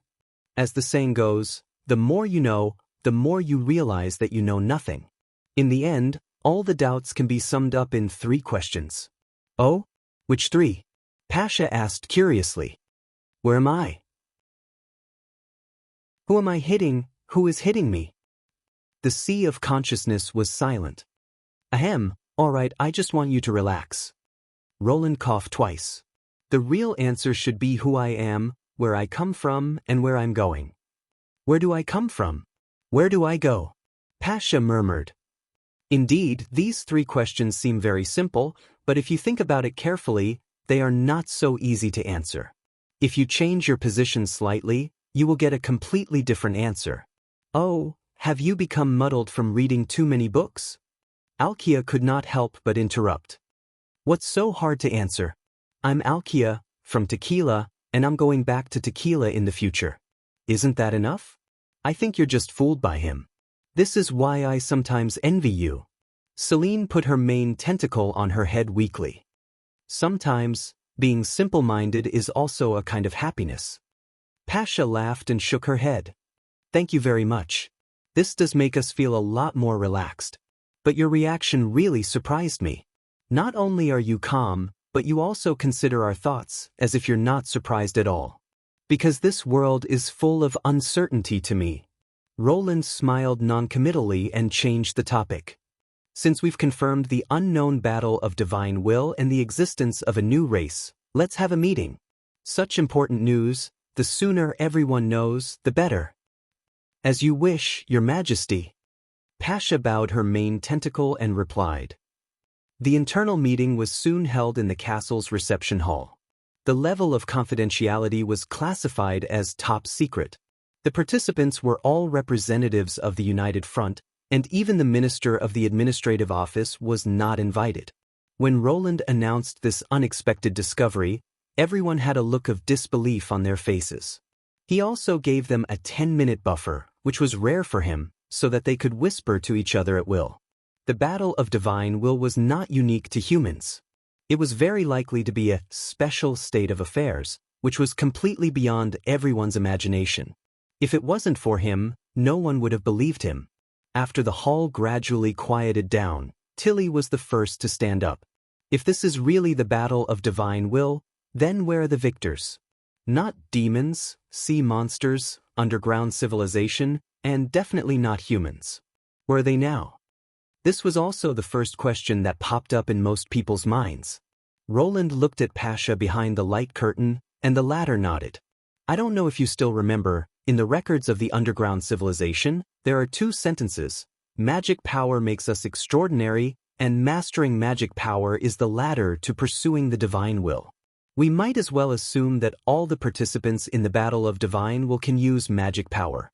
Then, will the victors raise the power of magic power to a new level and go to places we can't see? For example,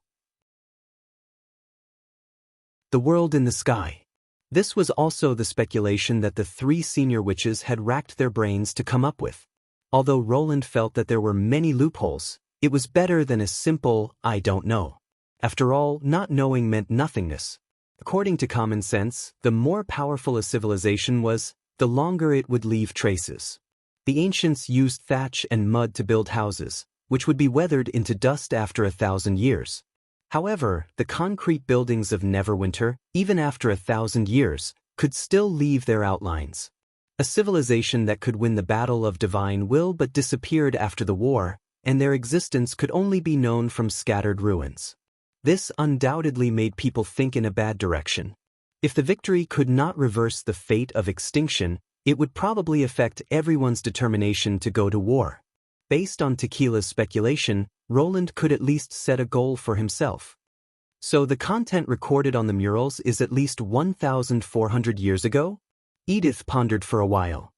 Then what the humans experienced can't be called the first battle of divine will. That being said, it's easy to confuse people by changing the name, Roland replied. So I'll temporarily call it the Battle of the Lost.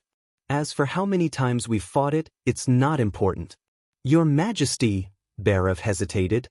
The expedition plan that is scheduled to be carried out after the beginning of spring. Carry out according to the plan, he interrupted without hesitation.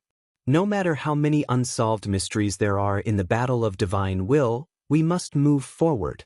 Perhaps the war itself is a way for us to get closer to the answer. And if we lose to the demons, there will be no hope.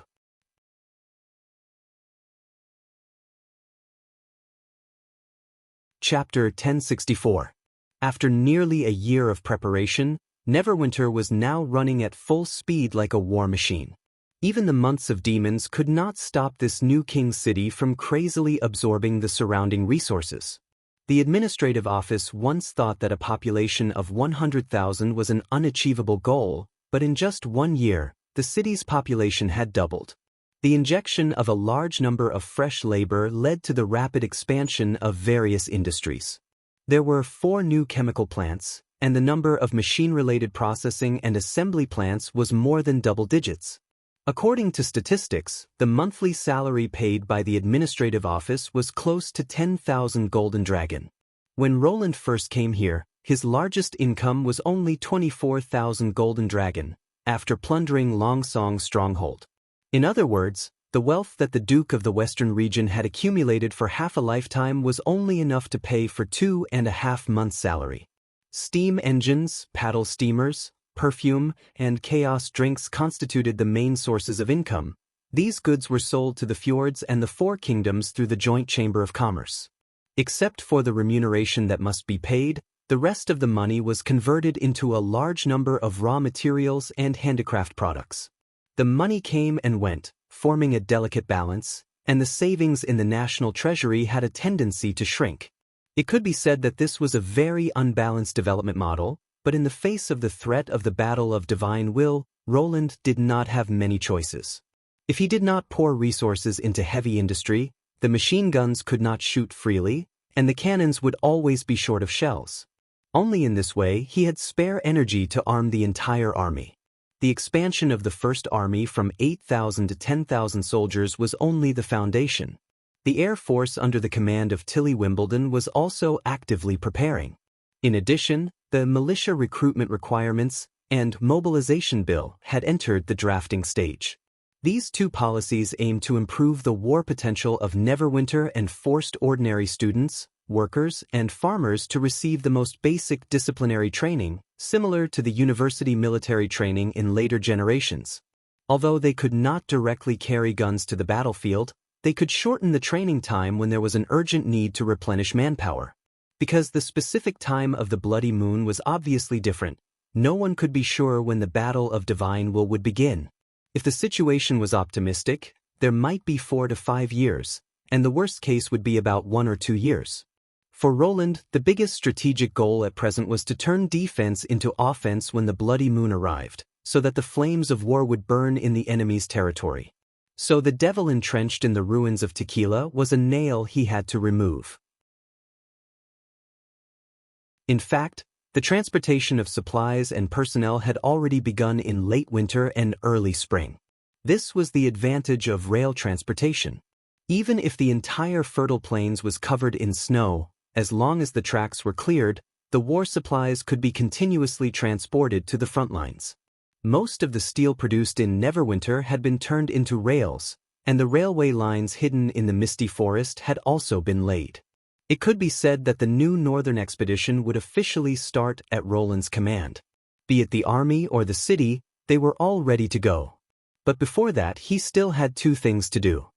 On the second day after the months of demons ended, Roland received Thunder's request to meet him. "What?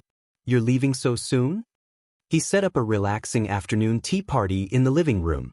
While bringing Anna along, he also sent an invitation to Marjorie. For this businesswoman who was quite compatible with lightning, he could only do so much. "Can't wait to explore the shadow domain? I knew I couldn't hide it from you." Thunder smiled frankly.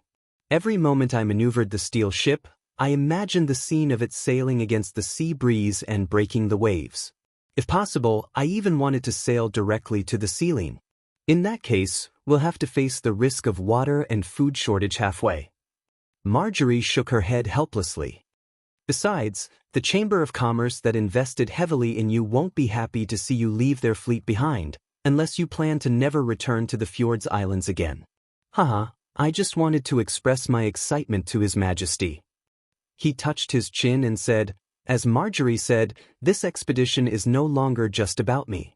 After all, for the fjords, the development of new waters means opportunities and wealth, and every Chamber of Commerce will be tempted. This is probably the largest expedition in the history of the Fjords Islands. I have to return as soon as possible to be fully prepared." It seemed that after Thunder's publicity and recruitment, this expedition had changed from a team to a group. Roland smiled and sipped his tea. He was indeed the most famous explorer in the fjords. He could attract a huge investment just by showing his intention. "It seems that in just a few months, you've mastered the steel ship. It's all thanks to Her Highness Anna." Thunder put his hand on his chest to show his respect to Anna. "She helped a lot with the subsequent improvement of the hull. If I didn't see it with my own eyes, it's hard to imagine that such a huge iron ship could be more flexible than a 3-masted ship. I also want to ask you for a favor." Anna nodded. "During the trial voyage, this ship only moved in the shallow coastal waters. If it's possible, I hope to get a sailing report in the deep sea area. Any problems can be recorded in it. It's best to use Neverwinter's new waterproof ink and sealed plastic bags. That way, even if it falls into the sea, it can be completely preserved." Probably not expecting that Anna would make such a serious request, Thunder was stunned for a moment before he smiled and said, "I see. Please leave it to me, Your Highness." Roland touched Anna's head dotingly and then looked at Thunder. "I also have a favor to ask of you. Just tell me. I want to recruit a group of explorers.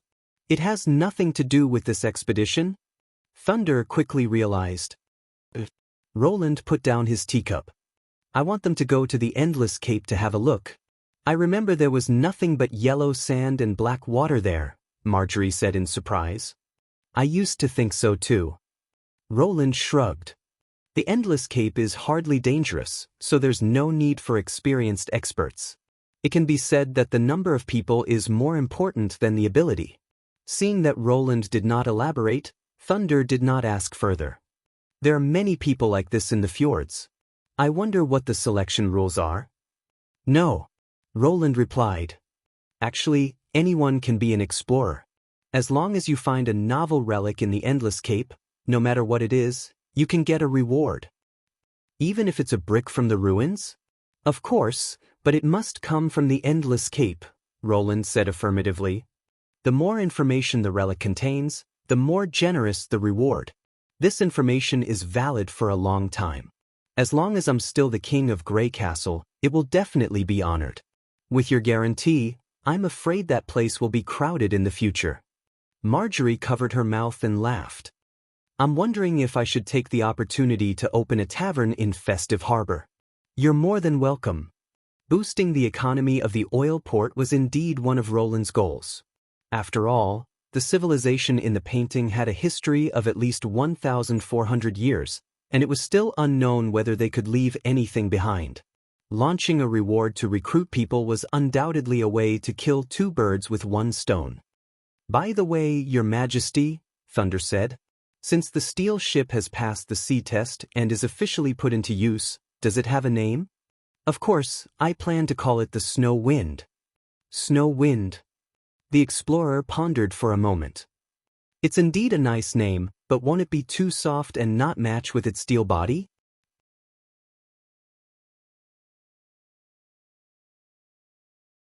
Chapter 1065. The ship whistled and slowly left Shallow Bay.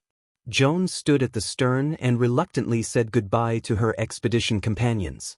After spending a winter together, her relationship with the witches had improved greatly. Perhaps it was because she had not experienced the feeling of being cared for and missed for a long time, so the hard-won friendship was particularly strong. The phrase, "see you again," that she repeated over and over again was what she had learned before she left. It was the phrase she had learned before she left. Lightning looked quite lonely. She stared blankly at the stern of the ship, which made Roland want to tell her several times that Thunder was on the ship. But when he thought of Roland's entrustment, he finally suppressed the thought. Maggie covered her mouth, her shoulders trembling and her eyes watery. She could not say goodbye for a long time, probably because she was afraid that she would cry if she opened her mouth. Lorgar was the calmest. She hugged Maggie with her tail, held Lightning with one hand, and waved to Joan with the other. Death was a common thing for Majins, and she had long been used to this kind of farewell. In Roland's eyes, she was no longer the solitary princess of the Wild Flame clan when she first came to Neverwinter. At this moment, there was no doubt that she had changed, even though she had not noticed it herself. This was also one of the reasons why Roland did not tell her. With such a group of friends, he believed that sooner or later, Lightning would return to her former energetic self. The sisters who had been separated for the time being would eventually be reunited.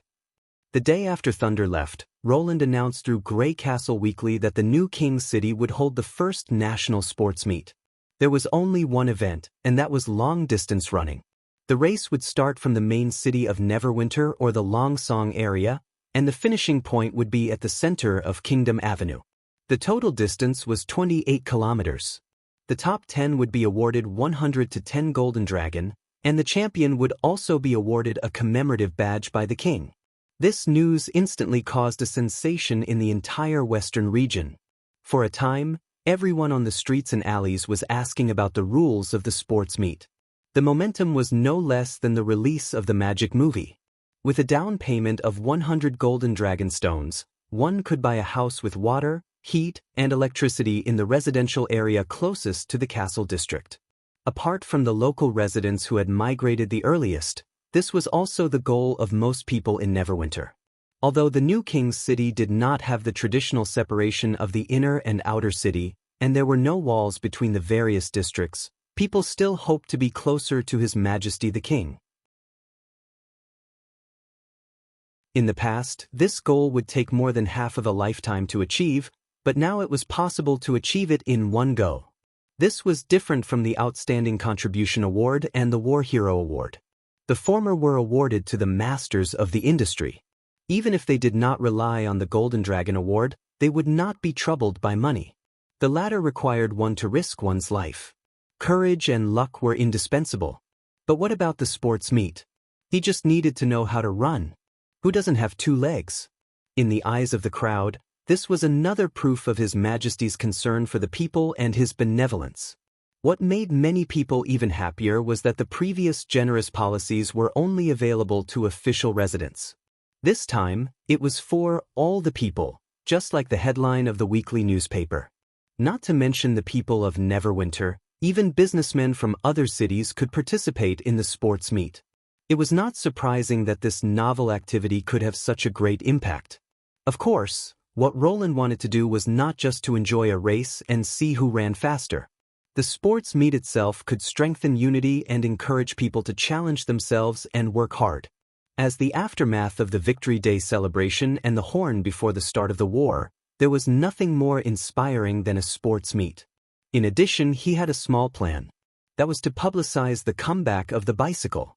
As a failure of the early policy, he had always been somewhat resentful. The proud invention of the King of Grey Castle, the appearance of Barev's friendship advertisement, and the posters that were hung all over the square. In the end, only about 200 bicycles had been produced, and it had failed miserably due to lack of productivity. Not only had the factory been turned into a steam engine assembly plant, but half of the finished products had also been given to the workers as remuneration.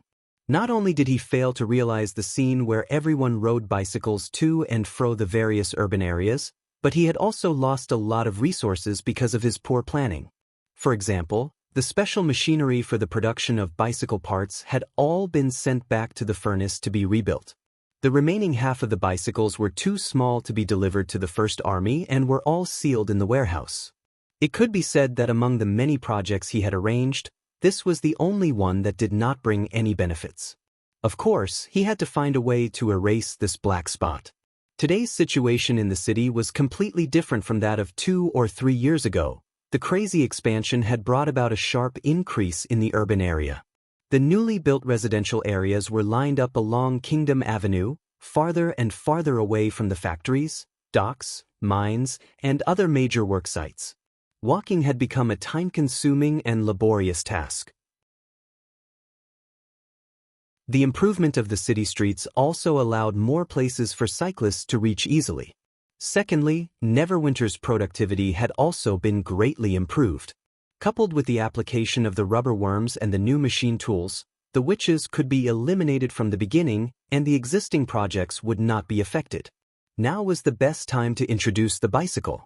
As long as the Second Army rode the bicycle along with the long-distance running team and acted as guides and rescuers, everyone would naturally find the advantages of this means of transportation. In this way, the biggest mistake he had made since he was in power would no longer exist. Roland thought confidently. Oh, is this the great chief city? Gwell's Burnfire walked out of the cabin and rubbed his cheeks. This stone boat is strong, but it's too noisy. I'm afraid my ears will be deafened if I stay here for another 2 or 3 days. Father, are you really not going to cover up your tattoos and change into a set of northern clothes? Rohan followed closely behind him and said, Those people on the dock are all looking at us.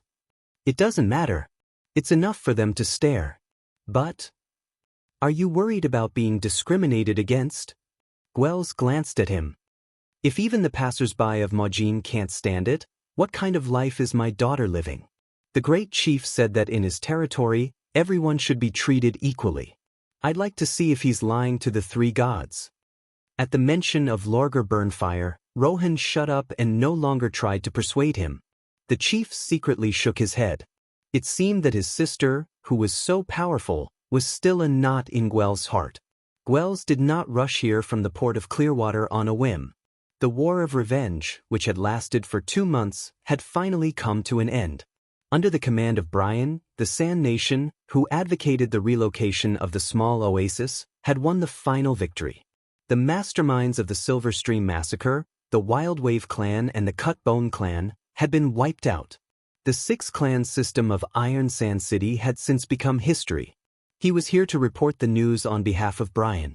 This kind of thing did not need to be done by the chief himself. However, because of the war, the Wild Flame clan had missed the great chief's coronation ceremony. Therefore, it was natural that he would be the one to deliver the news as a belated congratulatory gift to show his sincerity. Gwels was also very concerned about how Lorgar was doing. She would never write her difficulties in a letter. Some things were better to see with her own eyes.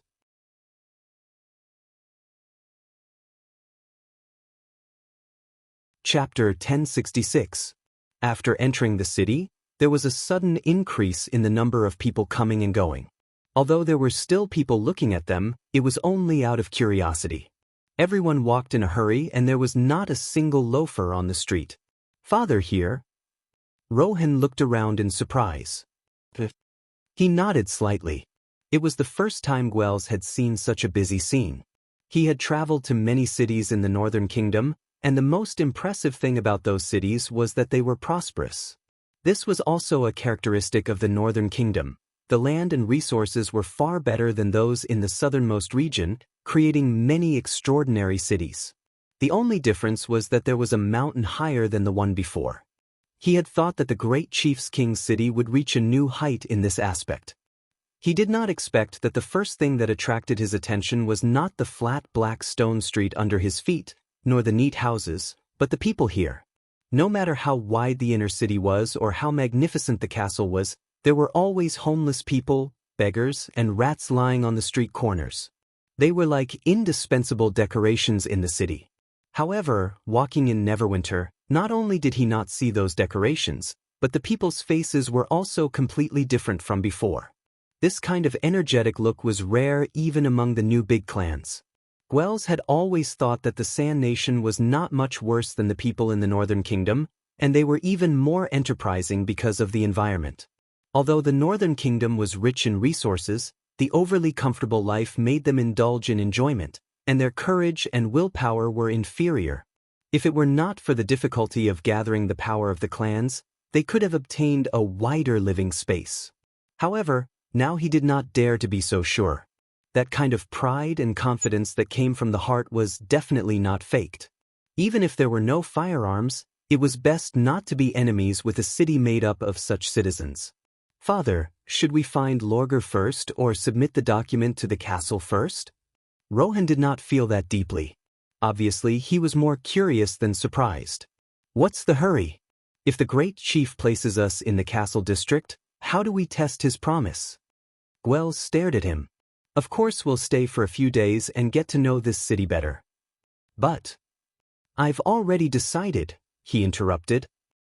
"What are those people doing?" One side of the square was filled with people, and the noise was rising and falling. It looked very lively. Rohan followed his line of sight and said, "They are probably buying discounted goods from the peddlers." "Go take a look," Gwels ordered. "Yes." He pulled up his hood, and with the advantage of his height and length, he quickly squeezed into the crowd. Gwels could not help but feel a little emotional as he looked at his eldest son's back, which was nearly 6 feet tall. In terms of physique, he should have been the bravest warrior in the clan, but he did not expect that he did not like to fight. In the end, the one who held up the Wild Flame clan was Lorgar, who was not born strong at all. It was precisely because of this that the third princess became the heir in the eyes of the people, and Rohan had always been suppressed to the point where he could not even raise his head. They were obviously siblings, but they rarely talked to each other. It could only be said that they were born to be mischievous. However, the clan leader was still a little disappointed. Especially when Lorgar was the center of attention, Rohan did not resist at all. The Mahjins preferred the strong. Even if their skills were not as good as others, their unyielding will could still win the respect of others. At least it was better than surrendering without a fight. Therefore, even after Lorgar left, Gwels had not made up his mind to let his eldest son take over as the clan leader. Although Rohan had a good performance in other aspects, a leader who was afraid of competition could easily lose his original advantage when he hesitated. This was also the reason why Gwels brought his eldest son on this trip. He hoped to make Rohan change by increasing his knowledge. After a quarter of an hour, Rohan squeezed out of the crowd with a strange look on his face. "Father, they are all here to sign up for the sports day." "Sports day?" Gwels pondered. "What's that?" "It's a competition held by the Great Chief. I heard that it's to choose the fastest person in the world," Rohan explained. "And the first place will get 100 golden dragons as a reward. That's why there are so many applicants." "Huh? Isn't this the same as the holy duel? Except there's no blood." Gwels clapped his hands and smiled. "It seems that the Great Chief has learned a lot from the Sand Nation. What's the condition to sign up? Since it's the fastest person in the world, we should also be able to participate." "We?" Rohan was stunned. "Father, are you also going to participate?" "Of course. I was once a warrior who walked through half a desert on foot and left camels behind me. I've never lost to anyone in terms of leg strength," Gwels said as his beard trembled. "Why, do you think I'm old? Take me to sign up." Seeing that he could not stop him, Rohan had to agree. "There are too many people there. I can go alone." "It's okay." "Father, Gwels glanced at him. "Is there something else you haven't told me?" Rohan hesitated for a while and then said in a low voice, "I saw a third sister." "In the crowd?" His eldest son shook his head. "She was in the painting wearing clothes that didn't cover her body. People surrounded her and pointed at her." "What?" Gwels frowned. "Was the Great Chief trying to humiliate her?" After he wrote a letter to Lorgar, Neverwinter responded quickly. He thought that His Majesty treated her well. If Lorgar endured humiliation just for the status of the Wildflame clan, then he would rather not have the Green Mountains and clear waters. Thinking of this, he walked into the crowd with a sullen face. The painting that Rohan mentioned was hanging on one side of the square. It looked very eye-catching and there was more than one painting. When Gwels saw it, he could not help but be stunned. "This is Lorgar?" It was the first time that he saw his daughter so beautiful. She stood in the white snow, her white gauze and brocade fluttering in the wind. It was a court dress that Lorgar had never worn before. In Iron Sand City, she always wore the most suitable short clothes for fighting.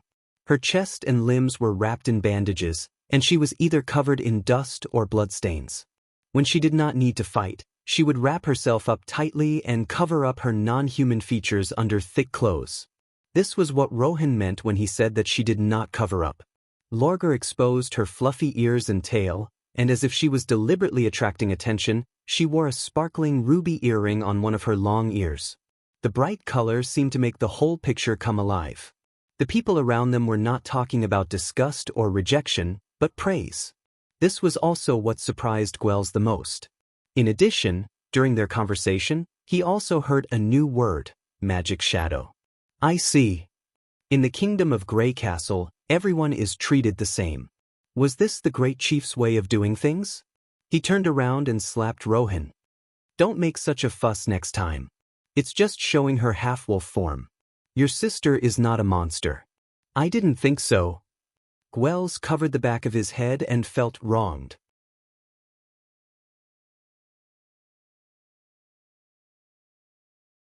Chapter 1067. Soon, Neverwinter ushered in the day of the competition. Although the first Victory Day sports meet was arranged in a very hasty and crude manner, with neither an opening ceremony nor live commentary, it was undoubtedly a grand celebration for the local people. As soon as dawn broke, people spontaneously flocked to the Kingdom Avenue, trying to get a good seat near the front. Since the snow had not melted, almost everyone had a small bench or leather felt cushion, and many families came together. This scene amazed the traveling merchants. The hawkers, who had predicted the situation in advance, had already carried their bags full of food and drinks and loudly hawked their wares with the crowd. By noon, the center of the avenue, where the finish line was located, was already packed with people. A conservative estimate was that there were about 10,000 people, and there were still people coming from both places. Once again, Roland had a taste of the people's passion for entertainment in that era. It was definitely not easy to walk 28 kilometers on foot, He deliberately set the competition time at 2 o'clock in the afternoon to give his subjects enough time to prepare, but he did not expect the response from the people was still beyond his expectation. As the king of Grey Castle, he naturally did not have to squeeze with his subjects. As early as the day before, the Ministry of Construction had set up a stepped viewing platform that could accommodate 100 people for the high-level officials of Neverwinter. The First Army formed a defensive line around the platform, which separated the viewing platform from the crowd. Your Majesty, this is the list of participants. There are a total of 1,462 people. Scroll came over with a thick stack of paper. But due to the registration time limit, there are only the simplest classification and statistics. If you can give me 2 more days. It's okay. Roland waved his hand. The sports meet itself is to strike while the iron is hot. If it is delayed until after the expedition, it will lose the purpose of holding it. He casually flipped through the list and found that Scroll was a little modest. The classification on the list not only detailed the residential area, but also the simplest summary of life and work experience. Scroll was probably the only one who could find such information in such a short period of time. In the list, he saw a few interesting names. For example, his old friend Yorko, Lucia's sister Ling, and the trio from the Alchemist Union, etc. There was no doubt that even if there were no witches participating in this sports meet, they would still have little hope of winning. Basically, they would go for the propaganda slogan of participation. Most of the people with the most hope of winning a place were concentrated on the first page. Roland set his eyes on the 2 people at the top, the Light of Dawn, Philin Altek, and Chief Knight, Carter Lannis. Do you think the champion will be born between the 2 of them? Scroll rolled up her hair and smiled. She didn't answer directly, but her expression had already given her answer. Your Majesty, it's almost time, Barav, who was sitting in the lower position, reminded. Okay. Roland put down the list and picked up the telephone beside him. Let the game begin. There's still one thing I don't understand. Gwells, who was dressed in a desert-style combat robe, was warming up in the crowd as he jumped and muttered to himself, "The Great Chieftain City is divided into 2 regions, right? Since we're all running toward the center, how can he ensure that everyone starts at the same time? The most important thing in a holy duel is fairness. If fairness is lost, not only will the honor be lost, but the reputation of the Great Chieftain will also be tarnished. Who knows, and this isn't the point at all, okay? Father," Rohan said with difficulty, "can you take off that hairband on your head? And the mink fur around your waist?" He had never expected that after spending a large sum of money to watch The Wolf Princess, his father would be bewitched. On one hand, he repeatedly sighed at his daughter's beauty, and on the other hand, he was sad that he had forced his daughter to cover up her wolf parts for fear of being criticized by others. According to his own words, he was stupid and cowardly, causing Lorgar to suffer too much injustice, and also causing her to miss the most dazzling years as a divine lady. It could be said that he had not fulfilled his responsibilities as a father at all. Well, even if all these are true, it doesn't make sense for him to wear a cloth earband and tie a piece of fur as a tail. You're the chief of the Wild Flame clan. Rohan screamed in his heart. If this image was spread to the port of Clearwater, how could he face the leaders of the other clans? This is my compensation to her. Don't say anything more, Gwells said seriously. Gwells said sternly, the fearless courage she displayed in the magic movie made me feel ashamed. She didn't care about what others thought of her and insisted on the path she had chosen. That's what I taught her, but I didn't manage to do it myself.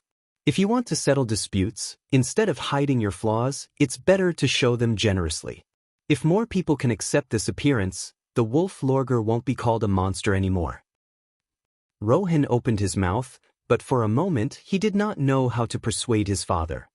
I heard that you're questioning His Majesty's fairness? Suddenly, someone next to him said, Foreigners, you know nothing about His Majesty's talent. His masterpiece can connect 2 places in an instant, and people who are hundreds of miles away can call each other face to face. Do you see what's hanging above our heads? Rohan looked in the direction of the man's finger and saw 2 huge cylinders hanging from a tree beside the road. They were black and swarthy, and Rohan could not associate them with telepathy. That's called a loudspeaker. It can amplify the sound dozens of times. When it's connected with a telephone, a magical device that can connect two places, it can ensure that we and the people in the Longsong area can hear His Majesty's password at the same time, the man said proudly. I see. Wells clapped his hands and said, since it can ensure fairness, I have to take it seriously. But uncle, you're really strong. It's just winter and you're already wearing a short coat. Don't you feel cold? He looked at Wells curiously and said, and this pair of pointy ears, it's over, it's coming. Rohan closed his eyes with difficulty. He knew that Wells would definitely make fun of him, and there would only be two results. His father would endure it and they would lose face, or his father would fly into a rage and beat Wells half to death, which would leave a bad impression on the great chief. You're imitating the Ice Princess, aren't you? That's interesting. The man continued, can you tell me where you bought it? Huh? Rohan could not believe his ears for a moment. Well. Just when Wells was about to answer, the black cylinder, which was called a loudspeaker, suddenly made a shrill buzzing sound. Hello, everyone, buzzing. I'm His Majesty Roland Wimbledon. The noisy crowd suddenly quieted down. I think you're all familiar with the rules of the race, but I still want to reiterate here that the result is not the most important thing. This will be a challenge to yourself. As long as you do your best, you'll be a great winner no matter whether you run to the end or not. So don't put your mind on opportunistic tricks or obstructing others. Focus on your feet and rely on your own strength to win glory. I'll be waiting for you at the finish line, and I wish you all a good result. Then I announce.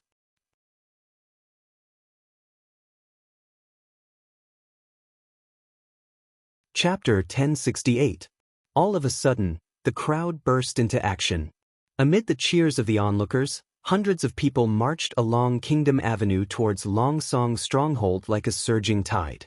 The police, who acted as referees and rescuers, also got on their bicycles and followed closely on both sides of the crowd. These unconventional knights in uniforms and bright ribbons attracted the attention of many spectators. The same scene also took place at the starting point of Longsong area. At the same time, more than 1,000 people, with the same purpose, strode towards the finish line, not to escape, nor to make a living, but to vent their energy without any scruples, regardless of the reward. This unconventional spectacle was destined to spread the name of Neverwinter to every corner of the continent. The curtains of the first organized long-distance running competition in the history of mankind began in this new capital. Sister, why didn't you participate? On the grandstand of the finishing line, Cole turned to look at Edith while Lance was leaning on the railing and yelling. If it's just a competition of endurance, you should be able to get a place, right? Perhaps it was because he had brought Lance over from his father's place. Lance had been in a good mood recently. Not only did he answer every question he had, but he also avoided the price of being teased. Otherwise, he would never dare to disturb his sister with such trivial questions. Oh. Edith squinted at him and said, so what if I got a place? But weren't you very keen on this kind of competition before? Cole thought, otherwise she wouldn't have been called the Pearl of the Northern region. In his eyes, his sister used to be a person with too much energy. During the day, she would fight with a group of knights in full swing and defeat her peers single-handedly with a sword. The queue from Evernight Castle to the city gate could be formed. At night, she was the most dazzling flower in the banquet. She could drink with others and chat with them easily. Even Timothy could not forget her after seeing her once, which showed her charm. Because she could be seen in most of the competitions and banquets in the northern region, she had become a household name in the region. In the past, she would never have missed this kind of celebration hosted by His Majesty. Because the family needed me to do that before. Edith shrugged. If I don't expand the influence of the Kant family as soon as possible, my father won't be able to get the dukedom. Even if I have to act like a clown to attract the attention of those idiots and please them. She stopped and sneered. You don't think I like doing that, do you? Cole could not help but feel a chill on his face. No, but now, I don't need to sweat in exchange for His Majesty's attention. Fortunately, His Majesty did not pursue the matter. I'm not alone anymore. Cole was taken aback. Not alone. Edith glanced at Lance, who was making a fuss, then looked back at him. I still have you guys, don't I? The chill instantly dissipated, and Cole subconsciously puffed out his chest. He wanted to say something, but he didn't know what to say. Edith just smiled and turned her eyes back to the high platform. Work hard in the administrative office. That's the biggest help you can give me. Huff. Gwells slowed down. How much more do we have to run?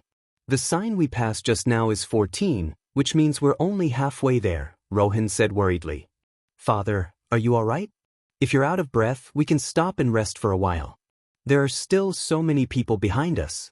As the race progressed, the crowd was quickly stretched into the shape of an arrow, and then a long line. Now, even the line could not be seen. Obviously, it was not common to see people who could run for more than an hour without stopping. From the beginning until now, there were only a few contestants who could surpass them. At this pace, they should be able to finish the race smoothly, let alone get a good ranking. Rohan was more worried about his father's health. In fact, running was more laborious than crossing the desert. At least the former did not have a time limit. As long as they planned the route and ensured that they could get supplies from the oasis, they could eventually reach their destination step by step. However, running was different. To maintain a high speed, the consumption of physical strength would continue to increase, and his father had not done such strenuous exercise for a long time. You want to give up again? Gwells glared at him. Just because you're not the last one? If it were Lorgar, she wouldn't have said such words. When can you be like her, fighting with all your might for a goal and moving forward bravely? Have you never thought of beating everyone? In the past, Rohan would have chosen to remain silent. However, for some reason, he felt a sense of melancholy rising from the bottom of his heart, making his chest swell uncomfortably. How can I win? Should I poison my sister's cup? Or should I tell the public that she has turned into a wolf? Otherwise, how can I defeat a divine lady who has the power of 3 gods? I can't even defeat the head guard of the family. In order to stabilize the position of the number 1 clan in Iron Sand City, Wildflame must have sufficient combat strength. It was not surprising that Lorgar caught up and became the best heir in everyone's eyes. However, he chose to stay silent and avoid internal conflict. Wasn't that an action for the clan? Why didn't you notice me? Perhaps it was because this place was far away from the Southern Territory, or because he had been holding back for too long, or because his father's appearance was too strange. Rohan argued loudly for the first time. I'm worried about your condition. If you weren't here, I would have run to the front. However, as soon as he finished speaking, he regretted it. His words were simply mocking Rohan for dragging him down. He twitched his mouth and wanted to say something to salvage the situation before his father flew into a rage. However, Gwells replied, Then you can run alone. Father, I mean. Rohan braced himself and turned his head. He expected to see his father's angry face, but he did not expect to see a smile at the corner of his mouth. This is the first time you've taken the initiative to reveal your thoughts, right? Gwells sighed. In fact, you're right. I'm really old. No matter how powerful I used to be, I can't change the influence of time. He paused. In that case, don't worry about me. You're actually good at long-distance running, aren't you? Rohan was startled. There's an old saying in the clan. If you practice anything for 10 years, even the stupidest person will become outstanding. Gwells slowly stopped. Don't worry about me. I'll slowly get there.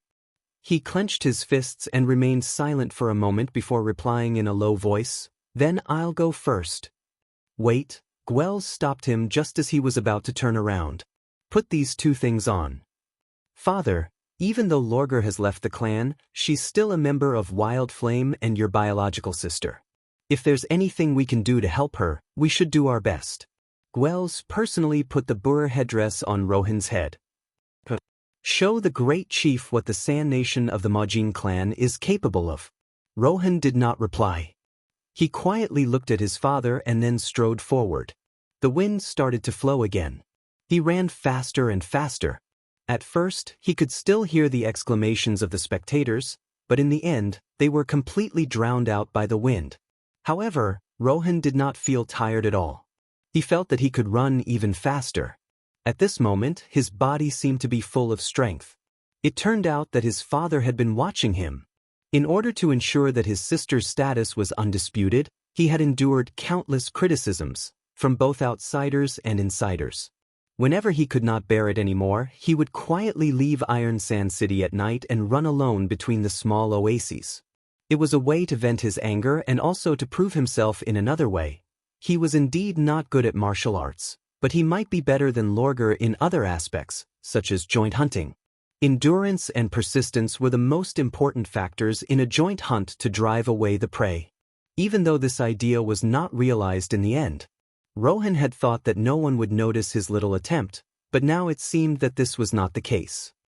You're actually good at long-distance running, right? If you practice anything for 10 years, even the stupidest person will become outstanding.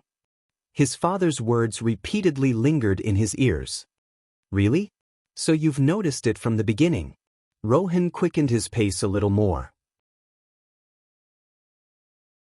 From the day he ran in the oases until now.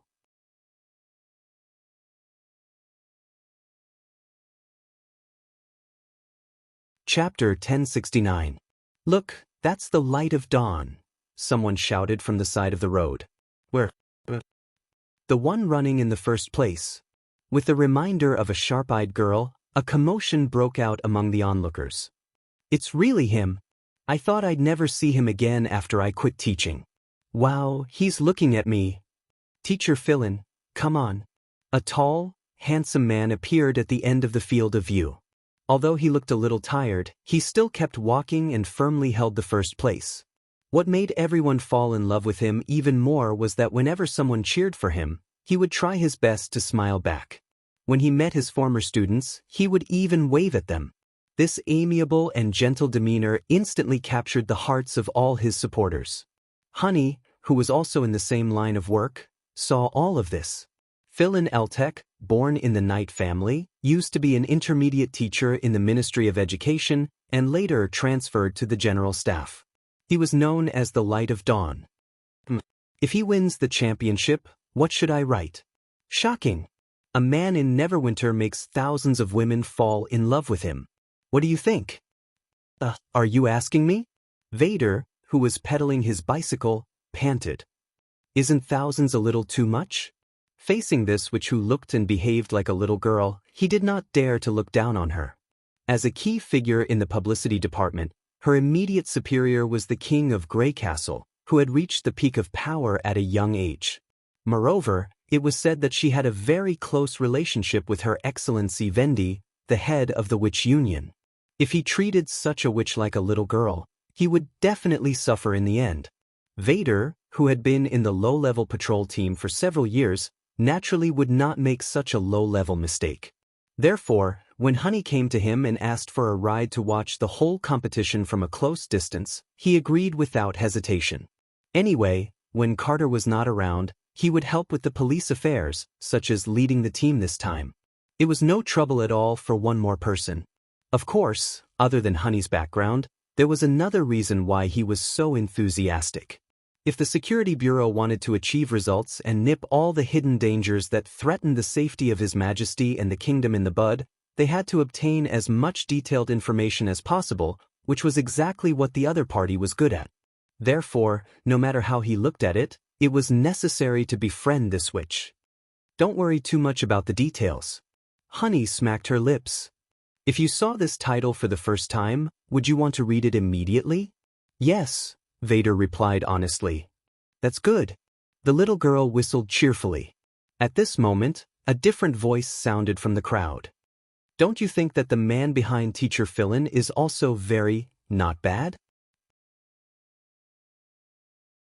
A noblewoman covered her mouth and said, You noticed it too?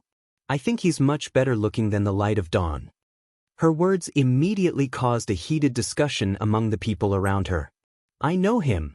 The king's chief knight, Sir Carter Lannis. Look at the cloak on his back. There's the royal emblem on it. I see. No wonder he's the chief knight. But his expression is too cold. When he stares at us, it's like we owe him money. Alas, you're still too young. This kind of talent is more charming. Look, he's catching up. Come on, Sir Knight. Carter Lannis was also born in the Knight family. He used to belong to the Knight Regiment in King City and later moved to Border Town with Prince Roland. He could be said to be one of the oldest founding heroes. He was agile and powerful. It was even said that he had the ability to compete with extraordinary witches. He was also Skrull's favorite candidate for the championship. Honey listened to the messages sent back by the birds while recording the game in her notebook. As Carter continued to accelerate, the distance between the two gradually shortened, and soon they were running side by side. The cheers had also turned from one-sided to mutual support. It seemed that the previous title had to be changed again. After thinking for a moment, Honey put down her pen in high spirits. Whose family will the flower fall? The love and hatred between two men. Carter felt as if his lungs were burning. In order to let May recognize him at first glance, he put on a bright ribbon and a cloak. However, at this moment, the originally incomparably light adornment was as heavy as a mountain. Especially when he was running against the wind, he even felt as if these things were pulling his body. But he still did not want to take off the ornaments. Because May had knitted it for him with her own hands. Carter hoped to wear them to cross the finish line, before the light of dawn. Although May had never mentioned it to him, he had heard some old stories from the members of the troop. Before His Majesty moved to the western region, Philin had already been famous in Longsong. At that time, the light of dawn and the star of the western region were almost the envy of everyone. Everyone thought that they would be together, and his wife seemed to have fallen in love with Philin for a period of time. However, it turned out to be a misunderstanding. Philin always liked Irene, a newcomer in the theater. Although the matter was left unsettled in the end, Carter still had some resentment in his heart. So what if he was the light of dawn?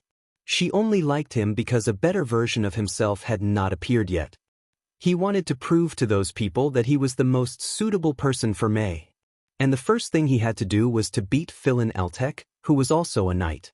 Carter gathered his strength, stared at the opponent who was less than half a body's length away, and quickened his pace again. The viewing platform at the finish line gradually appeared in his field of vision. It was time to decide the winner. At this moment he suddenly heard hurried footsteps behind him. Could someone catch up with him now? How was that possible?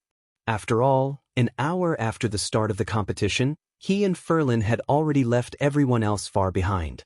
Even if they wanted to save their strength, they should not have waited until now to exert their strength. After all, sprinting consumed much more strength than running at a constant speed. Carter looked back in surprise. What was that? They saw a strangely dressed man of a different race rushing towards them, and the distance between them was shrinking at a speed visible to the naked eye. Judging from his skin color and tattoos, he should be a Majin Sandman, but what was up with the long ears on top of his head and the wagging tail behind him?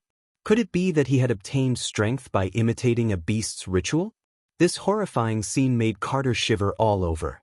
He felt as if he was being targeted by something terrible. He clenched his teeth and dashed toward the finish line. Amid the thunderous cheers of the audience, the three of them crossed the finish line almost at the same time. Did they win? Chief Knight panted and stopped after running for dozens of meters. He did not look at his opponent but looked straight at the top of the viewing platform.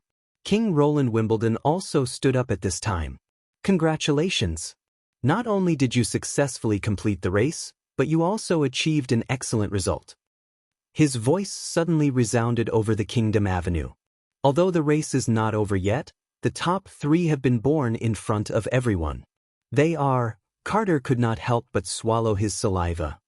The third place is Carter Lannis. Hearing the result of the announcement, the Chief Knight closed his eyes unwillingly. Damn it, I'm still one step too late. The second place is Rohan Burnfire, a Majin Sandman. Roland paused for a moment. When the crowd quieted down, he continued loudly. The first one to reach the finish line is Sunflower from the Longsong area. Give them a warm round of applause. Who's that? Carter and the other two were stunned by the thunderous cheers of the audience. On the other side, Honey had closed her notebook and jumped off the back seat of the bicycle. Today's report is finally done. Thank you for your hard work. Have you decided on the title? Vader asked curiously. Yes, that's right. Honey smiled. Just write the result. That was enough to attract attention.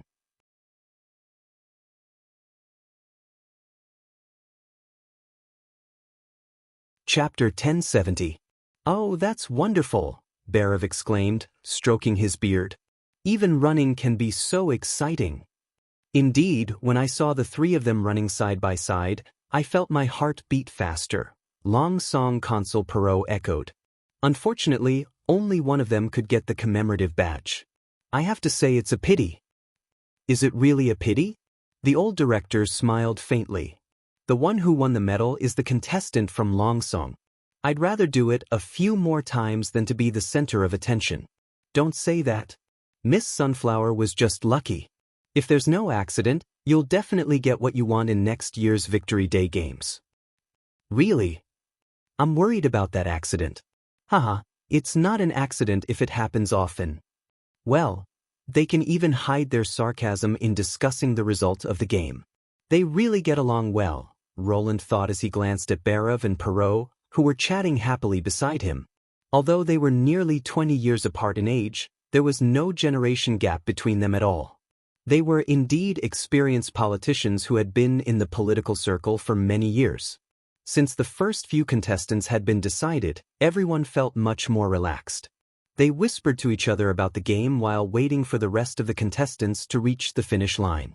There was no doubt that this kind of competitive event, which was in line with the psychology of human beings in pursuit of their own limits, had a natural affinity and charm. The atmosphere in the witches' seats was the same. Looking at the eager girls, Roland could not help but raise the corner of his mouth. The witches were not allowed to participate because the gap between them was too big. In order not to dampen the enthusiasm of the public, such a rule was made. Not only people with magic power, but also God's punishment witches of Tequila were also excluded. But now it seemed that holding a superpower field was only a matter of time. He wondered what it would be like when they used their ability in various sports. Is the games in that world also like this? Anna's voice pulled him out of his thoughts. You looked quite absent-minded in the first half of the game. Because there was no commentator or live broadcast, Roland sighed. You mean you can let everyone know the progress and details of the competition at any time? Anna's eyes suddenly lit up. How do you do that? It's complicated to explain. He smiled. Do you remember the TV I mentioned? If it wasn't for the fact that he was used to watching the game in the future, this game could already be considered perfect. There were many responses, the players had a variety of styles, the process was brilliant, and the ending was unexpected. Carter, who was wearing a night cloak, and the Irons and Nation of the Majin clan, who was cosplaying as the Wolf Girl, had stirred up a lot of discussion. According to the information from Scroll, Sunflower, the champion, was also quite dramatic. She used to be a Blackstreet rat, but after Long Song Stronghold was liberated, she became a glorious postman and ran through the streets and alleys of Long Song Stronghold all day long. It was this job that earned her the favor of the goddess of victory. Although there was a huge gap between Kuei and the other three in terms of strength, a champion was still a champion. Moreover, compared to the result, Roland cared more about the impact. Her aspiration undoubtedly made people think of the slogan, "Labor can change fate," which was exactly what Neverwinter needed. When the sky turned red, the first sports day basically came to an end. More and more residents gathered below the stage, forming a dense sea of people. Everyone was looking forward to the final award ceremony in high spirits. For Roland, what came next was the highlight of the show. He stood up, nodded to Echo, and then walked to the railing of the stand. A crucial war needed an exciting start. If he wanted to use a pre-war speech to inspire people's confidence, there was no better time than now. He slowly glanced at the crowd until it was completely quiet. My people, you've just witnessed a miraculous challenge. In less than 4 hours, many people ran 28 kilometers on foot, which is exactly half of the total length of the kingdom Main Street. People from other territories may not understand its significance. In the past, it took at least 3 days to reach Longsong's stronghold from border town, and they had to travel day and night. At that time, if anyone said they could reach in 1 day with their own strength, they would only be regarded as a joke. But now, you've seen the answer with your own eyes. Whether it's building a road or running endlessly, it's the result of you surpassing yourself time and time again. I believe you've realized that the so-called impossible is just a shackle to be broken, and this competition is the best proof. Cheers suddenly sounded under the stage. Roland paused for a moment, stretched out his hand, and then said, "Now, we're facing a new challenge, which is the demons. In fact, the war has reached a critical moment. After today, the First Army will march to the fertile plains and launch a second attack on the demons in Tequila City. These demons are extremely cruel and insatiable. Their claws and teeth once turned the prosperous human kingdom into a bloody ruin. Tens of millions of innocent people died in their hands, and their bones could fill the entire Neverwinter. So, we have to fight, before disaster befalls everyone.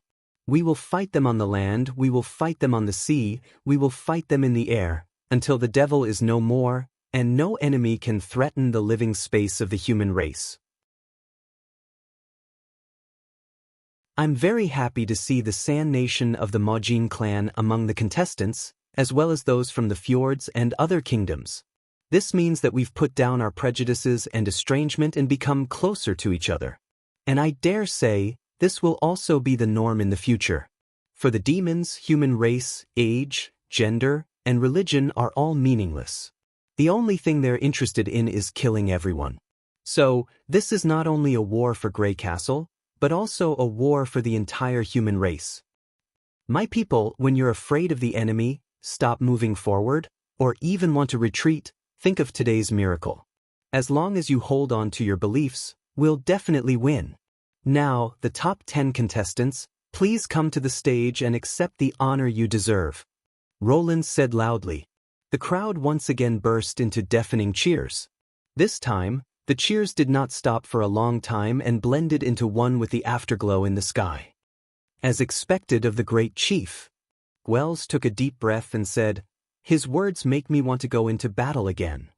He looked at Rohan and said, "Are you ready to go?" "Father, but I..." Rohan bit his lip and looked sad. "You didn't win the championship?" Wells laughed. He held his son's head and rubbed it hard.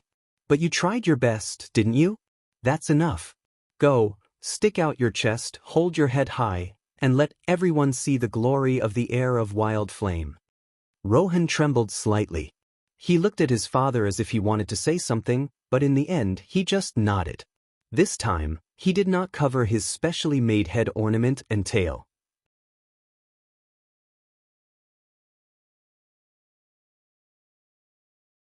Chapter 1071. Oh my God, it's really you.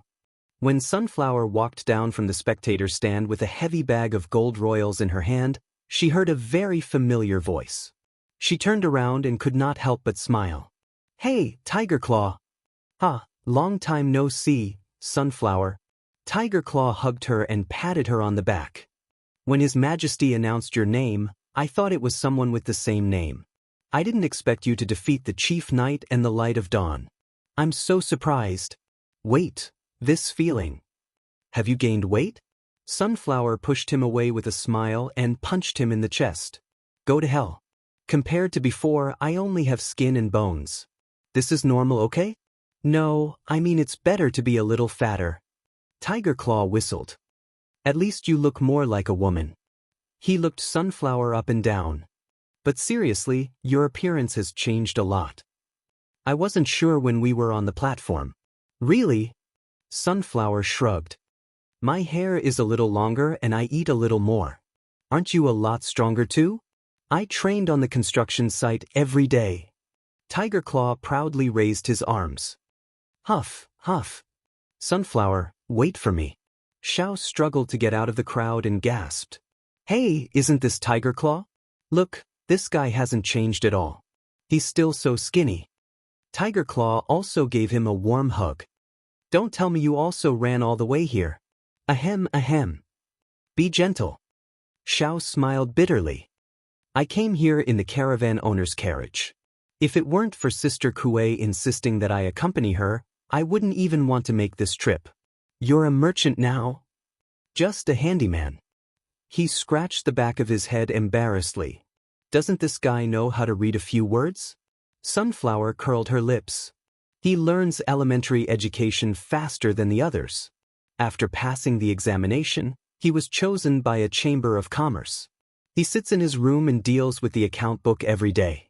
Life is so comfortable. I see. Fortunately you came.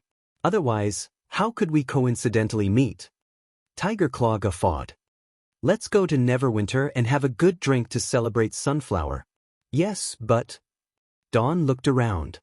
Where's Snaketooth? Didn't he sign up for the competition?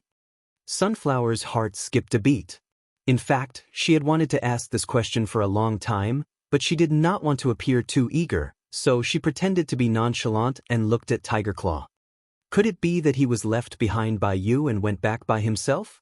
He ran to the concealing forest alone to build the railway. Tiger Claw replied lazily. Although the pay is good, you might lose your life if you're not careful. What's the point of earning more? In the past, he even lived in the sewers. Now that he has a proper house, he's still not satisfied and wants to pursue a double room. Sometimes, I really don't understand what he's thinking. That was because it could provide a warm and comfortable home for the family, not just a shelter from the elements. Sunflower thought sourly, of course it's for paper. Paper? Tiger Claw was confused. Hey, don't tell me you've forgotten about paper. Dawn poked him. She's our companion. I know, but what does it have to do with her? Tiger Claw was confused. Paper has joined the Witch Union and lives in the Castle District. She doesn't need us to provide her with a house. Besides, Snaketooth has seen Paper several times, but he didn't dare to greet her.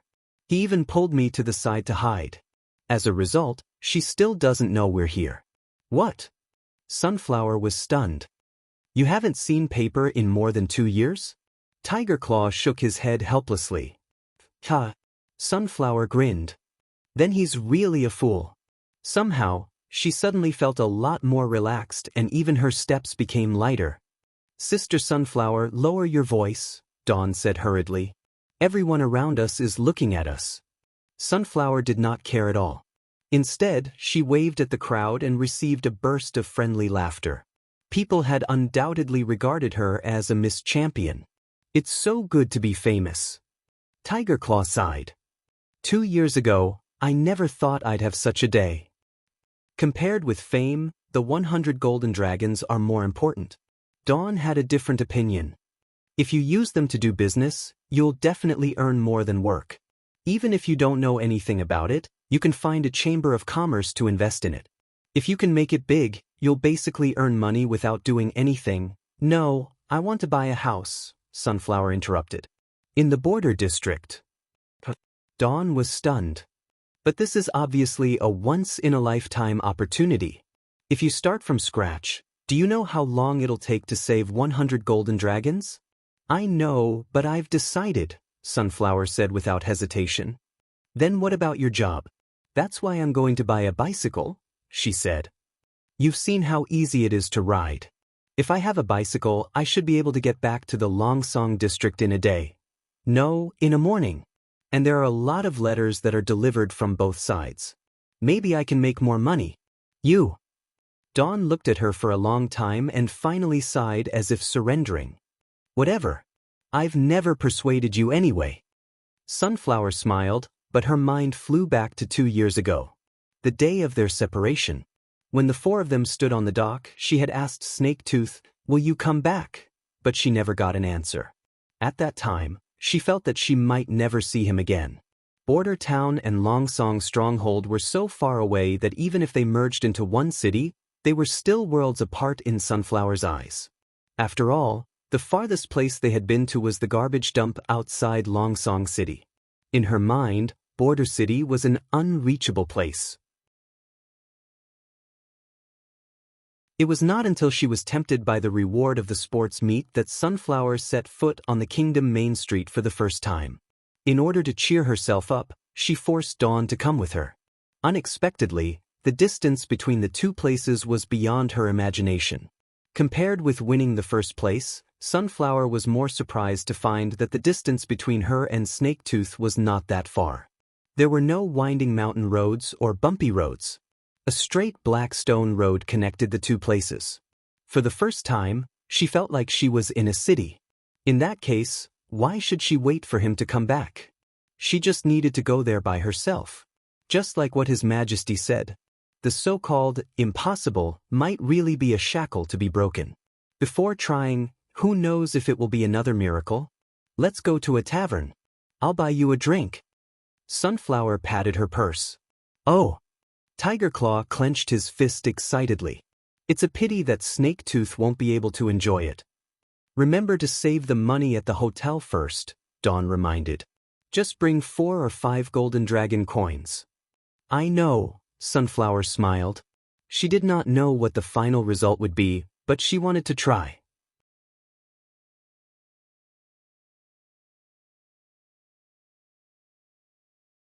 Chapter 1072. The next morning after the sports meeting, when Roland walked into the reception hall, all the officials who had been waiting for him stood up in unison. Sit down. He walked to the main seat, looked around, and said in a loud voice, I think you already know why I called you here. The war has begun. This is not just about the army.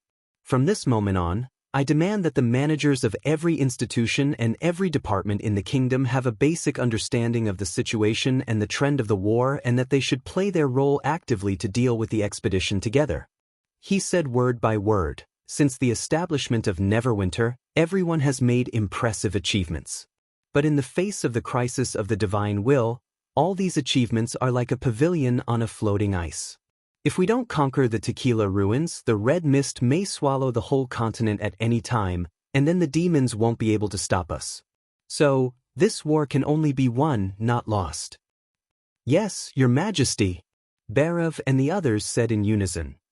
Very good. Roland looked at Edith and said, Next, the General Staff will explain the specific strategic direction. Yes, Your Majesty.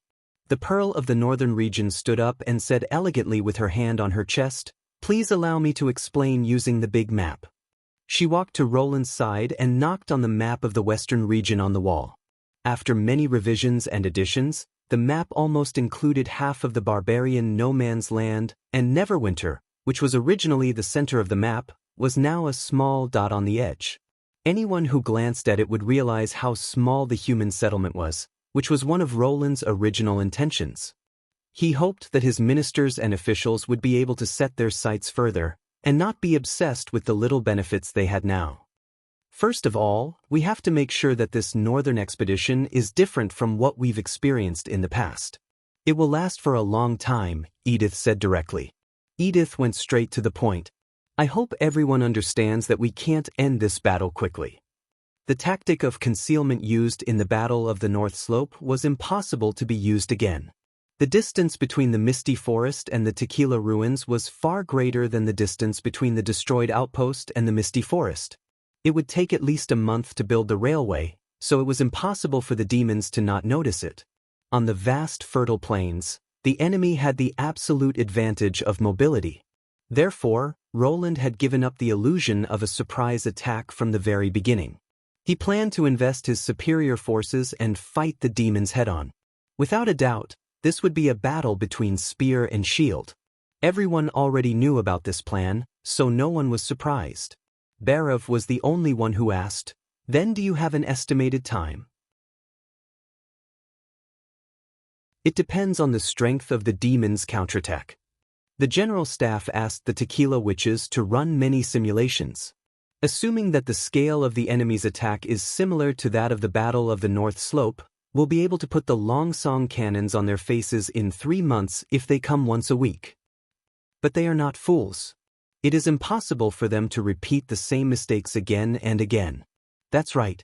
I think the demons will soon notice the use of the railway and even the Misty Forest behind us. Of course, we're not unprepared. Because the war is full of variables, I hope the administrative office can prepare for the worst and allocate resources. The worst is. Barav frowned. From spring to winter, until the new months of demons, Edith answered frankly. Doesn't that mean we've failed? The old director grinned. That doesn't meet His Majesty's requirements. As long as they don't withdraw, the war will not end. It will be a stalemate at most. The Pearl of the Northern region smiled. We can continue the war when the snow melts the next year. Seeing the hesitation on the faces of the ministers of the administrative office, she added, but it's unlikely that this will happen. After all, the demons can't reproduce as fast as they can produce bullets. I just want to be prepared. Barav thought for a moment and said, in this case, I need to transfer food from other territories as reserves. The golden twos have been distributed to all parts of the kingdom. If everything goes well, there should be a lot of harvest this year. If we collect all of them, we can basically meet the needs of the First Army for a year. No problem, Sirius Daly, the Minister of Agriculture, said. I'll write letters to the City Hall later. We also need to adjust the work of the Ministry of Chemical Industry, Barav continued. We need to produce as much gunpowder and explosives as possible. We only have so many people, unless we reduce the production of perfume and soap. Kyle Sichi, the Minister of Chemical Industry, spread out his hands. Maybe we can rent a group of alchemy apprentices from neighboring countries to support Grey Castle. He looked at Roland. I heard that the King of Dawn also has several alchemy workshops. Although they are not in the City of Glow, if His Majesty asks, the King of Dawn will do his best to cooperate and won't care about the return date. In addition, the First Army has more than 100 people stationed in the Cage Mountain area. We can also consider alchemists from the Kingdom of Wolfheart and the Kingdom of Everwinter. In principle, no problem. Roland nodded with satisfaction. Come up with a plan according to your idea. Roland was very pleased with Edith's performance. At the beginning of the unification of the kingdom, he had thought that the new political system might need 2 to 3 years of running in before it could play its proper role. After all, changing their mindset was a rather difficult thing to do. Over the past few decades, these people had already gotten used to the mundane rule that all matters of the territory belonged to the suzerains, and that the suzerains did not interfere with each other. Suddenly asking them to open up their sights and view other territories as part of their control was too much for them to bear. However, he found that he had underestimated the charm of power. When the power in one's hands suddenly increased several times, even if they did not realize the nature of the change, they would try to use it. Barav was one of the most outstanding ones. He not only saw the Kingdom of Dawn, but also the possibility of using the army to exert influence and seize resources from further places. After the discussion, Edith continued, but it's not enough to directly destroy the demons' encampment. For some reason, we have to eliminate all the enemies as soon as possible. This requires us to cut off the demons' retreat, including the sky and the ground, before the final attack, which only the witches can do. For some reason? Barav was puzzled. Will taking a detour increase the risk for them? Because of the curse. Roland took over the topic. There's a senior demon among the enemies who can cast a magic curse from a distance. The mechanism of its action is not clear, but it's likely to be similar to the Church Witch Black Veil. If we let it escape, even if the First Army wins, it will be a Pyrrhic victory. There was a sudden gasp in the hall. The First Army lost more than 700 people just by eye contact, which was the largest casualty since the establishment of the army. That battle made everyone remember the name Black Veil. If the demons could also cast a curse through eye contact, then killing them first would be a natural choice. Roland glanced at Lightning, who had buried her head in her chest at the end of the long table, and could not help but sigh. He could completely guess her feelings. She would probably feel extremely guilty for letting her sisters take such a risk for her, even if they had no complaints. But now, there was no better choice. Roland stood up from the main seat. In short, the goal of this expedition is to completely eliminate the threat of the obelisk before the Battle of Divine Will, and at the same time, weaken the demons' war potential. The operation is codenamed Torch, It is not only the light of hope to destroy the enemies, but also the original fire of departure that illuminates the entire fertile plains. Please do your best to open up new territory for Grey Castle. Everyone stood up and bowed with their hands on their chests.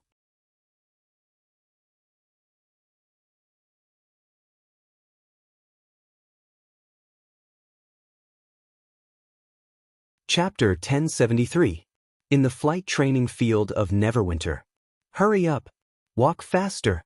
Keep your balance. Your legs are even weaker than a baby's. Direction.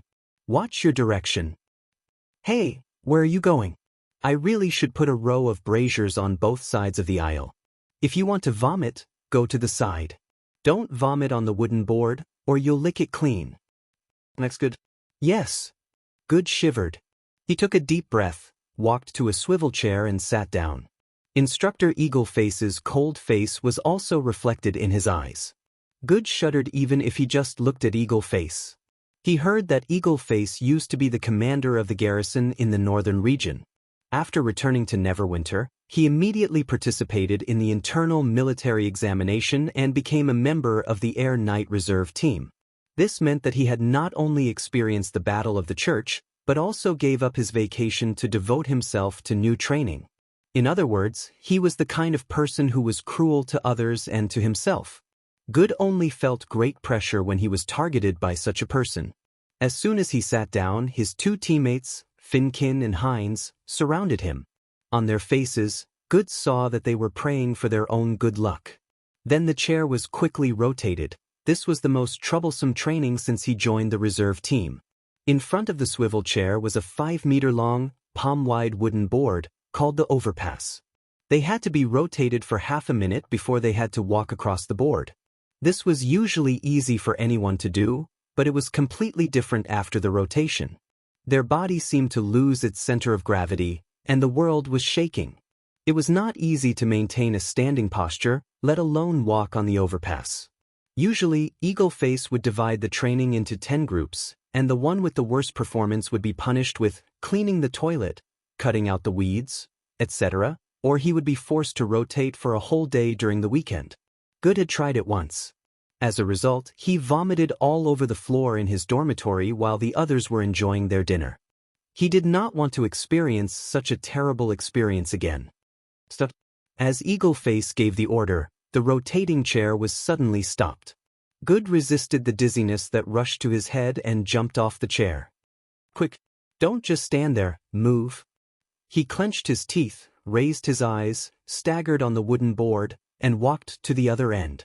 After more than 10 days of practice, he discovered a small trick, which was that staring at his feet made it easier for him to lose his balance. It was better to look straight ahead and use his body's memory to control his steps. When the soles of his feet touched something solid, Good realized that he had already walked to the end of the bridge. So powerful, he didn't miss a single step. This is the first time, right? A commotion broke out behind him. He turned around and looked at Eagleface. The latter curled his lips into a rare smile.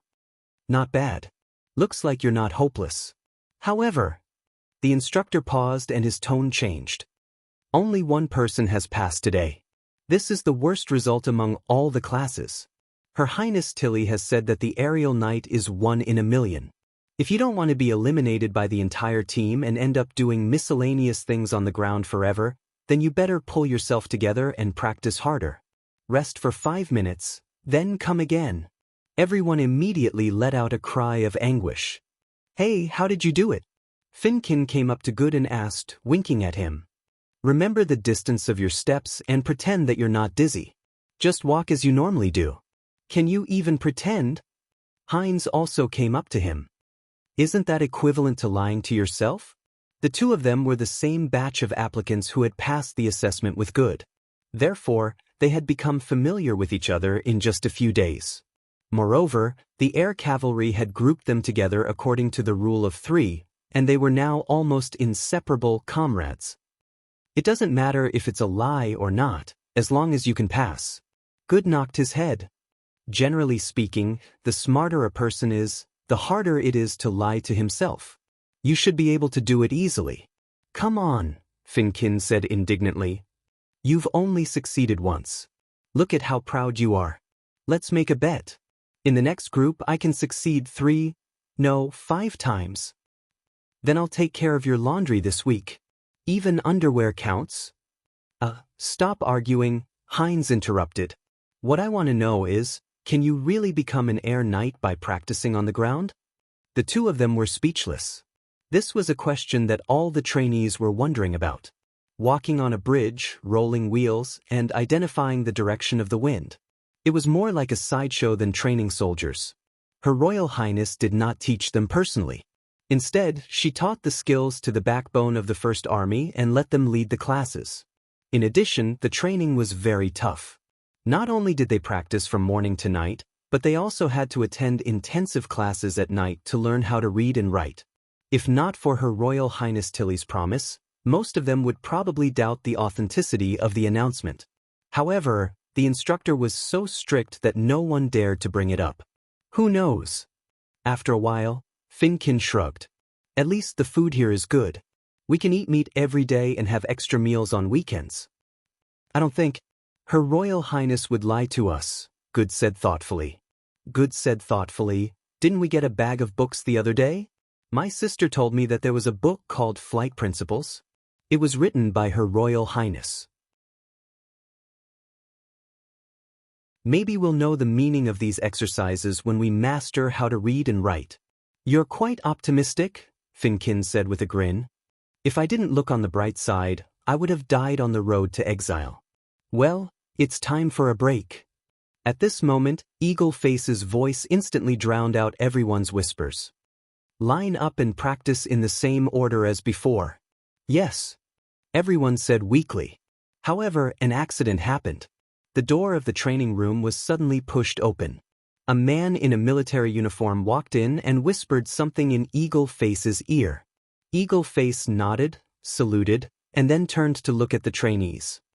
Congratulations, the follow-up training is cancelled.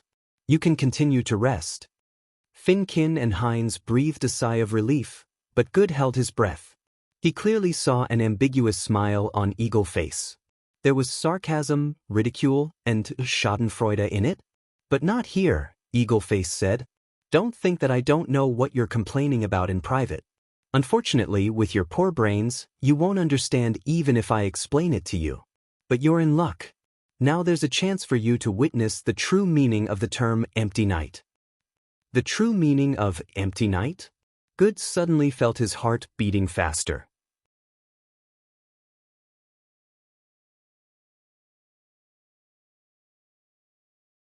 Chapter 1074. They left the training room and headed south along the cement road. There were brand new red brick houses everywhere on the road.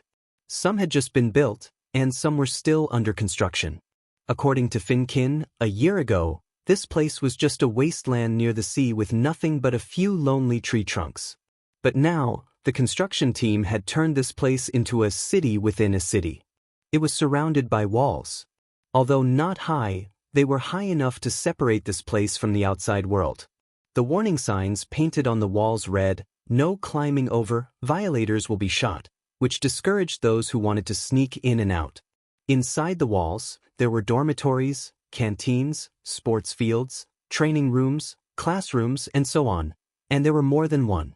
It took Good a day to figure out the meaning of these strange words. In short, they could eat, dress, live, and study inside the walls. This was probably what the instructor meant by closed management. Last but not least, this place was extremely large. He had been here for several weeks, but he had not seen the corner of the walls. Of course, this also had to do with the limited range of activities for students. Without special permission, they could only travel between the dormitory and the sports field. All of this had happened in the span of a year. Good, who had just moved to the western region in the winter, had never felt it directly, although he had often heard people mention that Neverwinter was famous for its amazing construction speed. It was not until he entered this city within a city that he understood what it meant to be fast. The southern end of the sports field, which had been empty a week ago, was now filled with red bungalows. In other cities, this efficiency could be described as unimaginable. After passing through the wall of the sports field, the team began to talk. This was a place that they were forbidden to enter. Today, they could finally see the whole picture of this place. It was an extremely open and flat land. There was no obstruction as far as their eyes could see. The blue sky and clouds occupied most of their vision, and a little further was the boundless swirling sea. The slightly chilly sea breeze blew against Good's face, making him feel refreshed. He had to admit that when he was used to seeing the red brick houses in front of him, he suddenly felt that the whole world had expanded when he saw this scene. Strange. I thought there would be something extraordinary here, Heinz murmured. Isn't it just an empty space? Yes, it was an open space.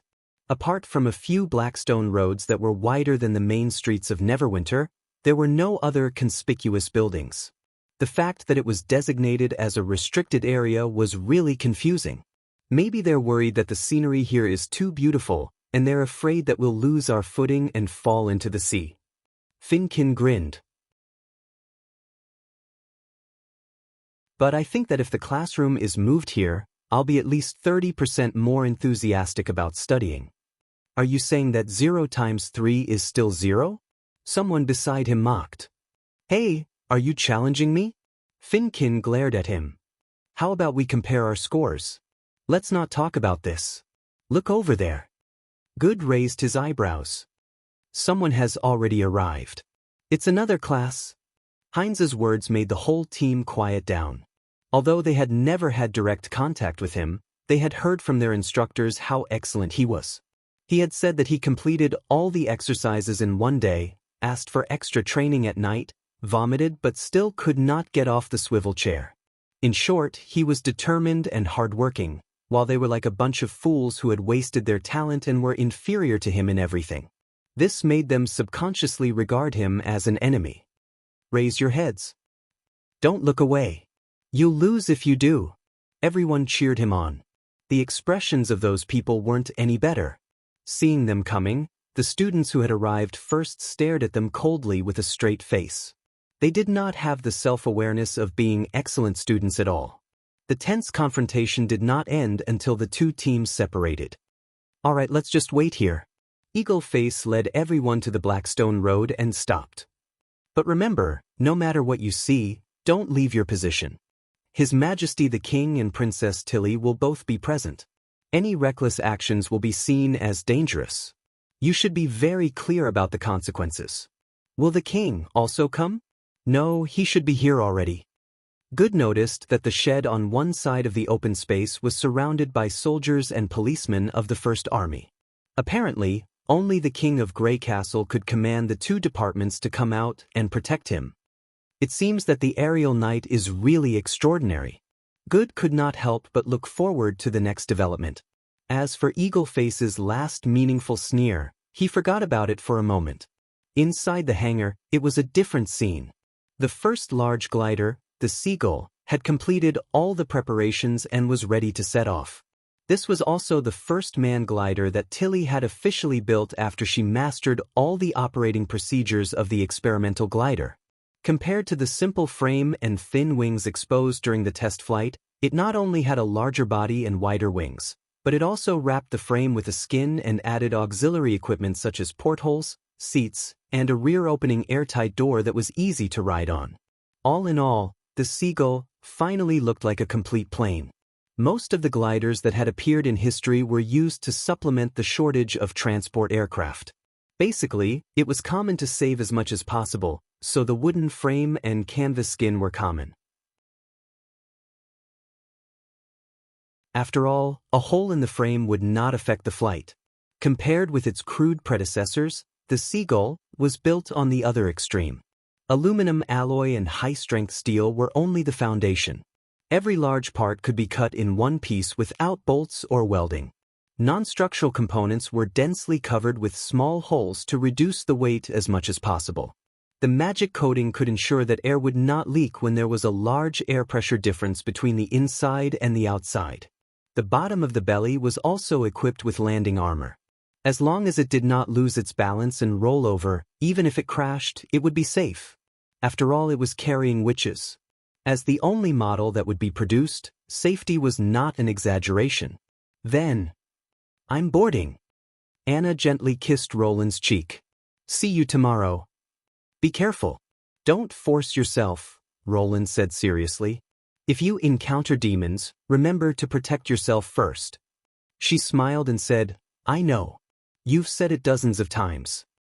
Please rest assured. I'll protect her, Phyllis, the god's punishment witch, said solemnly. After a while, Roland let go of Anna's hand and nodded slowly. Go. I'll wait here for you. After the railway was built to the turning point, the First Army first opened up a piece of flat land on the edge of the forest as an airport. The distance of more than 500 kilometers made it impossible for any means of transportation other than Maggie to arrive in one day. Therefore, the importance of the glider was highlighted. You're tuning in to the Passion Pages YouTube channel. We're so grateful for your support, and don't forget to subscribe to join us on this incredible journey through captivating stories. Your generosity through donations truly makes a world of difference, as it's the primary source of revenue that allows me to expand and enhance this channel for you. Thank you from the bottom of my heart for being a part of this adventure.